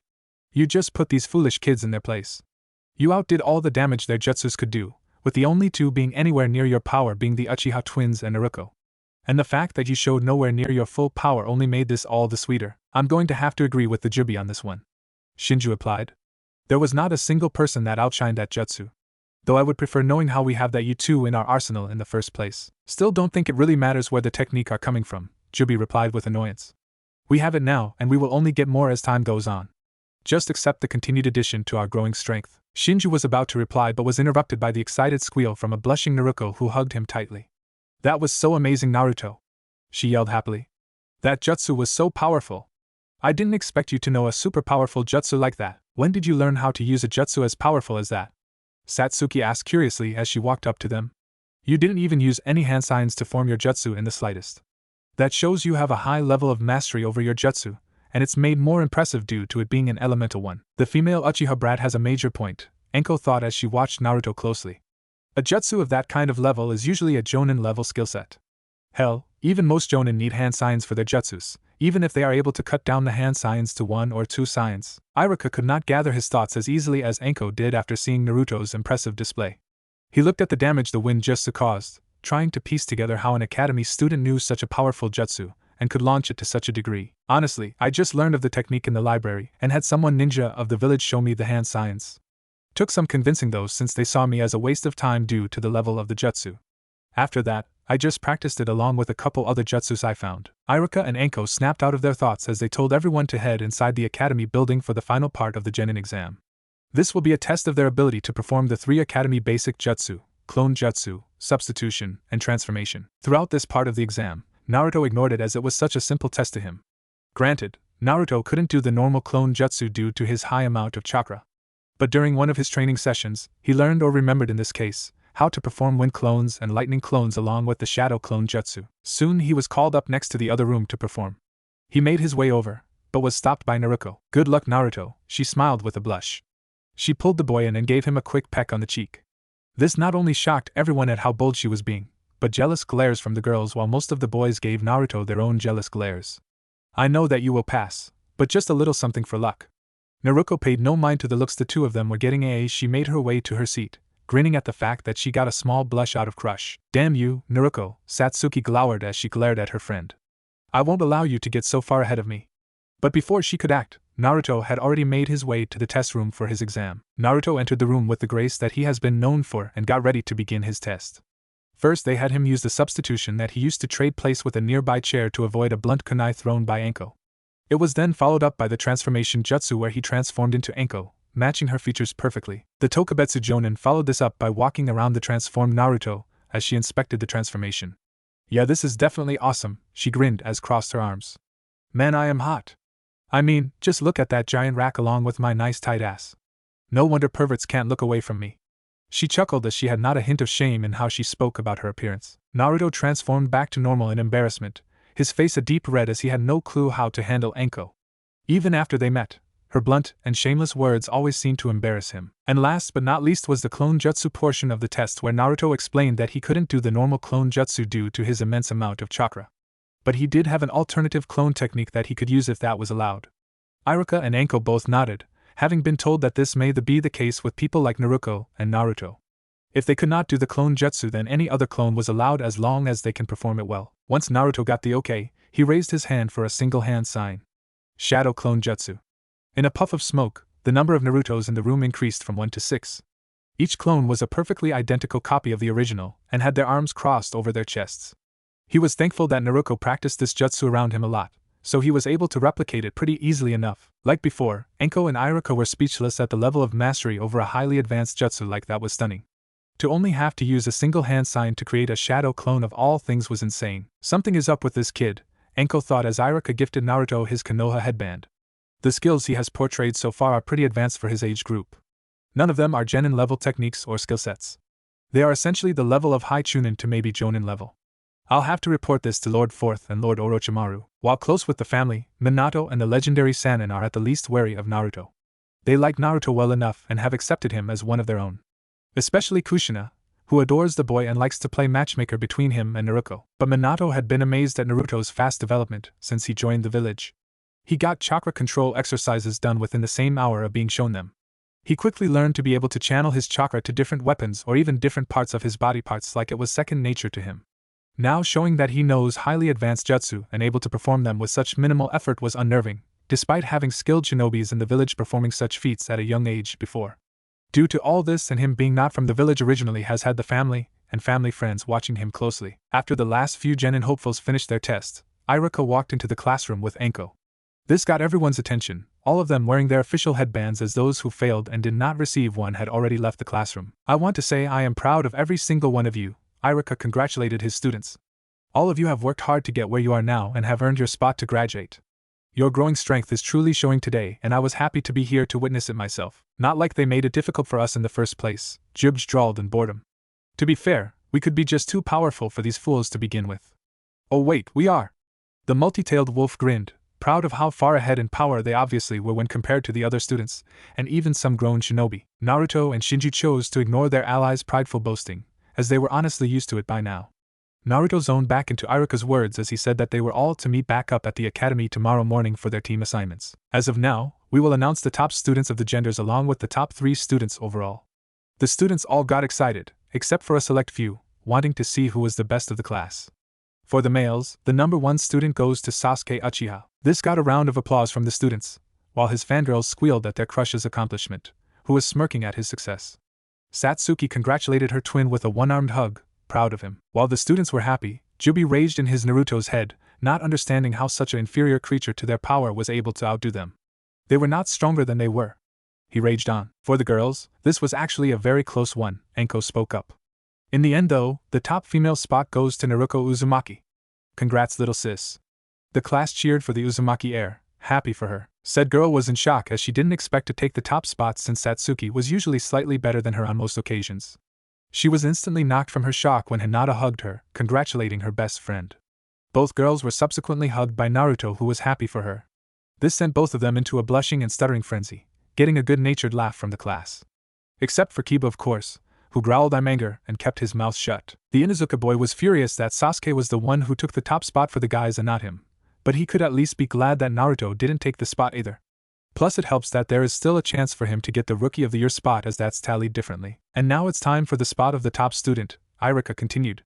And Rookie of the Year will go to the student with not only the best overall performance within the ninjutsu, taijutsu, genjutsu, and shurikenjutsu portions. This means it will include the mastery of said techniques like the speed of the technique, and how fast you are able to perform the correct handsets. This will also include the accuracy and speed of your weapon test and how fast you are able to escape the genjutsu, despite not being able to cast one yourself. Your test grades during the written portion will also play a part of the final score. Most of these other aspects were not tallied when accounting for the previous positions. The final spot and this year's Rookie of the Year position will go to Naruto Otsutsuki. What? Kiba shouted enraged before anyone could congratulate the white-haired construct. How the hell did that bastard get the top spot? No way in hell is that bastard better than the rest of us here. Especially since his ability to use weapons is crap. And what about your weapon skills, dog boy? Satsuki asked, asking in annoyance. It's not like your weapon skills are all that good. How about you fix yourself before trying to criticize others? Not to mention that Naruto has shown to be better at other aspects of the shinobi. Hinata spoke up with a hard glare at Kiba. You're just mad that you are behind him in so many abilities and skills. Let's not forget that you have never beaten him before, which definitely puts someone like you in their place. Everyone couldn't help but to look at the Hyuga heiress in shock, not expecting such a biting response from her like that. Hell, Naruko's jaw dropped at her best friend's malice. Enko whistled, honestly impressed by the backbone shown by the shy Hyuga girl. Little kitty has some really sharp claws that she was hiding away, she said with a smirk at the indignant look on Kiba's face. Yakumo looked down, unhappy that a nice guy like Naruto got insulted so much by Kiba. Yeah, it wasn't the most seething of remarks, but it's not like he did anything that was deserving of being treated in such a way. She hasn't really spoken to Naruto all that often, but he has always been nice to her when they did talk, and he makes time to hang with her if she was alone. She also admittedly found him to be both a warm presence and a handsome person too. It's why she had so much trouble talking with him though. Before getting help by the Hokage's family in sealing her Ito, she rarely got the chance to hang around a guy who was her age, never mind one as attractive as Naruto who was also as kind as he was. The closest one would be Sasuke. He just wasn't exactly a warm person, despite being kind in his own way. She knew that Kiba was aware of how strong Naruto was, so she had no idea why he would push Naruto so far. Kiba, I will not allow you to interrupt me again, so sit down. Iruka yelled with a glare towards his brash student, getting the heir to back down. Naruto had shown a great understanding and usage of his chakra and jutsu than anyone here. With him being able to utilize his jutsu without having to wave hand signs or minimizing it to a single hand sign. The damage output of the jutsu alone has shown a mastery far beyond the others here. To the students, their teacher made sense with his reasoning. Naruto has shown on multiple occasions that his practical use of chakra in all areas was unrivaled when compared to those of his classmates. Amongst that and his good grades throughout this exam, Naruto has shown to have truly earned his place as the Rookie of the Year. If you really wanted it, then maybe you should have worked harder to earn it for yourself, Kiba. Kiba growled as he clenched his fists from how much better Naruto was being painted when compared to himself. But I didn't need to use any hand signs for my jutsu either, Kiba countered. Not to mention that mine was a mix of both ninjutsu and taijutsu, which should be more impressive than just blowing some hot air. Naruto's jutsu involved the use of nature transformation. Sasuke rolled his eyes as he explained to his fellow clan heir while crossing his arms. That is usually not used by genin ninja, let alone an academy student, which makes it much more impressive. The fireball jutsu is a rite of passage for all Uchiha, so it makes that both me and Sataki would have skills at using fire release jutsus already. A similar thing can be said for Naruko and even Yukiba and most clan jutsus. Naruto here doesn't have that luxury like we do and seems to have not let that slow him down. Not to mention that the power behind the jutsu was able to outdo all the damage that we all have shown. But Kiba tried to persist further but was shut down from his next argument when a flash of killing intent hit him from a glaring Anko. Naruto is the Rookie of the Year, Anko spoke lowly. You're going to sit your whiny ass down, mutt, and shut your trap and accept that. If you choose not to, then I won't be held accountable for what I will do to make you comply. I'm sure your sister and mom will understand when I tell them that you crippled because you didn't know your place. She gave Kiba a growing sadistic smirk that made the boy shake in terror. Even Akamaru whimpered and hid himself within Kiba's jacket. It's not like I couldn't cast a genjutsu. I mean, I did it when we arrived, Naruto thought to himself in slightly annoyance. I just can't remember how I did it. Most of everyone, class will be dismissed for the day, Iruka continued. Return here tomorrow at 8 in the morning for team placements, and to meet your Jonin teachers. Once more, congratulations everyone. Iruka turned and left the room followed by Anko QW. The students felt the sense of relief wash over them. Naruto! Naruko called out, getting the boys' attention. We are planning to go to Roasted Leaves Barbecue to celebrate graduating. Do you want to come with us? The Otsutsuki boy thought for a moment before nodding in agreement, deciding that he could go training later tonight. How about you guys? You want to come too? She questioned her other two more elusive friends, Satsuki and Yakumo, who nodded, though the Kurama heiress was nervous doing so. Naruto decided he should invite some people as he turned to Sasuke, Shikamaru, and Choji. Do you wish to join us too? Naruto asked his friend and two acquaintances. The Uchiha nodded, knowing that his sister was going to drag him along anyway. Choji instantly agreed due to not only his parents owning the restaurant, but food was involved. Shikimura sighed as he drawled out yes since his best friend just agreed to go. What about us? Ino asked as she and Sakura walked up to the steadily growing group. Are we invited too? I mean, if Billboard Brow isn't that cool with me too. Shut it, Ino pig. Sakura growled to her childhood rival. Of course I will go. I already know you're going to. After all, a pig like you can't help but to eat. Right. Sakura gave a victorious grin at the pale blonde's vicious growl in response. Naruko looked towards her friends. Satsuki and Sasuke looked to be both mentally praying to any deity willing to listen to their plea, that their good-natured friend would not be nice for once and tell the two girls no. Too bad for the Uchiha twins. No deity was available to hear their prayers. Sure thing you too, Naruko answered, causing both siblings to slam their heads onto the adjacent desk to them. Would love it if you joined us, but do please keep your arguing to a minimum. She does realize that his request is going to fall on deaf ears with those two, right? Naruto whispered to both Hinata and Yakumin, both of whom giggled as they agreed with him. It's because that girl is too naive for her own good, Jubie said. Even Naruto and Shinju could only agree with that, as Naruto was a bit too trusting sometimes. Something that even her own mother has said before. In fact, Shino, why don't you join us too? She turned and asked one of the more aloof boys in the class, surprising the boy by the invitation. The Aburame gave a slight nod of acceptance at the offer. Kiba was about to ask to join, but he felt rather rage that came from most the girls in the group sent his way, causing him to stay quiet. But he did mentally swear that he will make Naruto pay for stealing his girls. Enjoy your day, young lord, Shinju said softly. We will be upping your chakra training in case more unique and more powerful jutsus start popping up.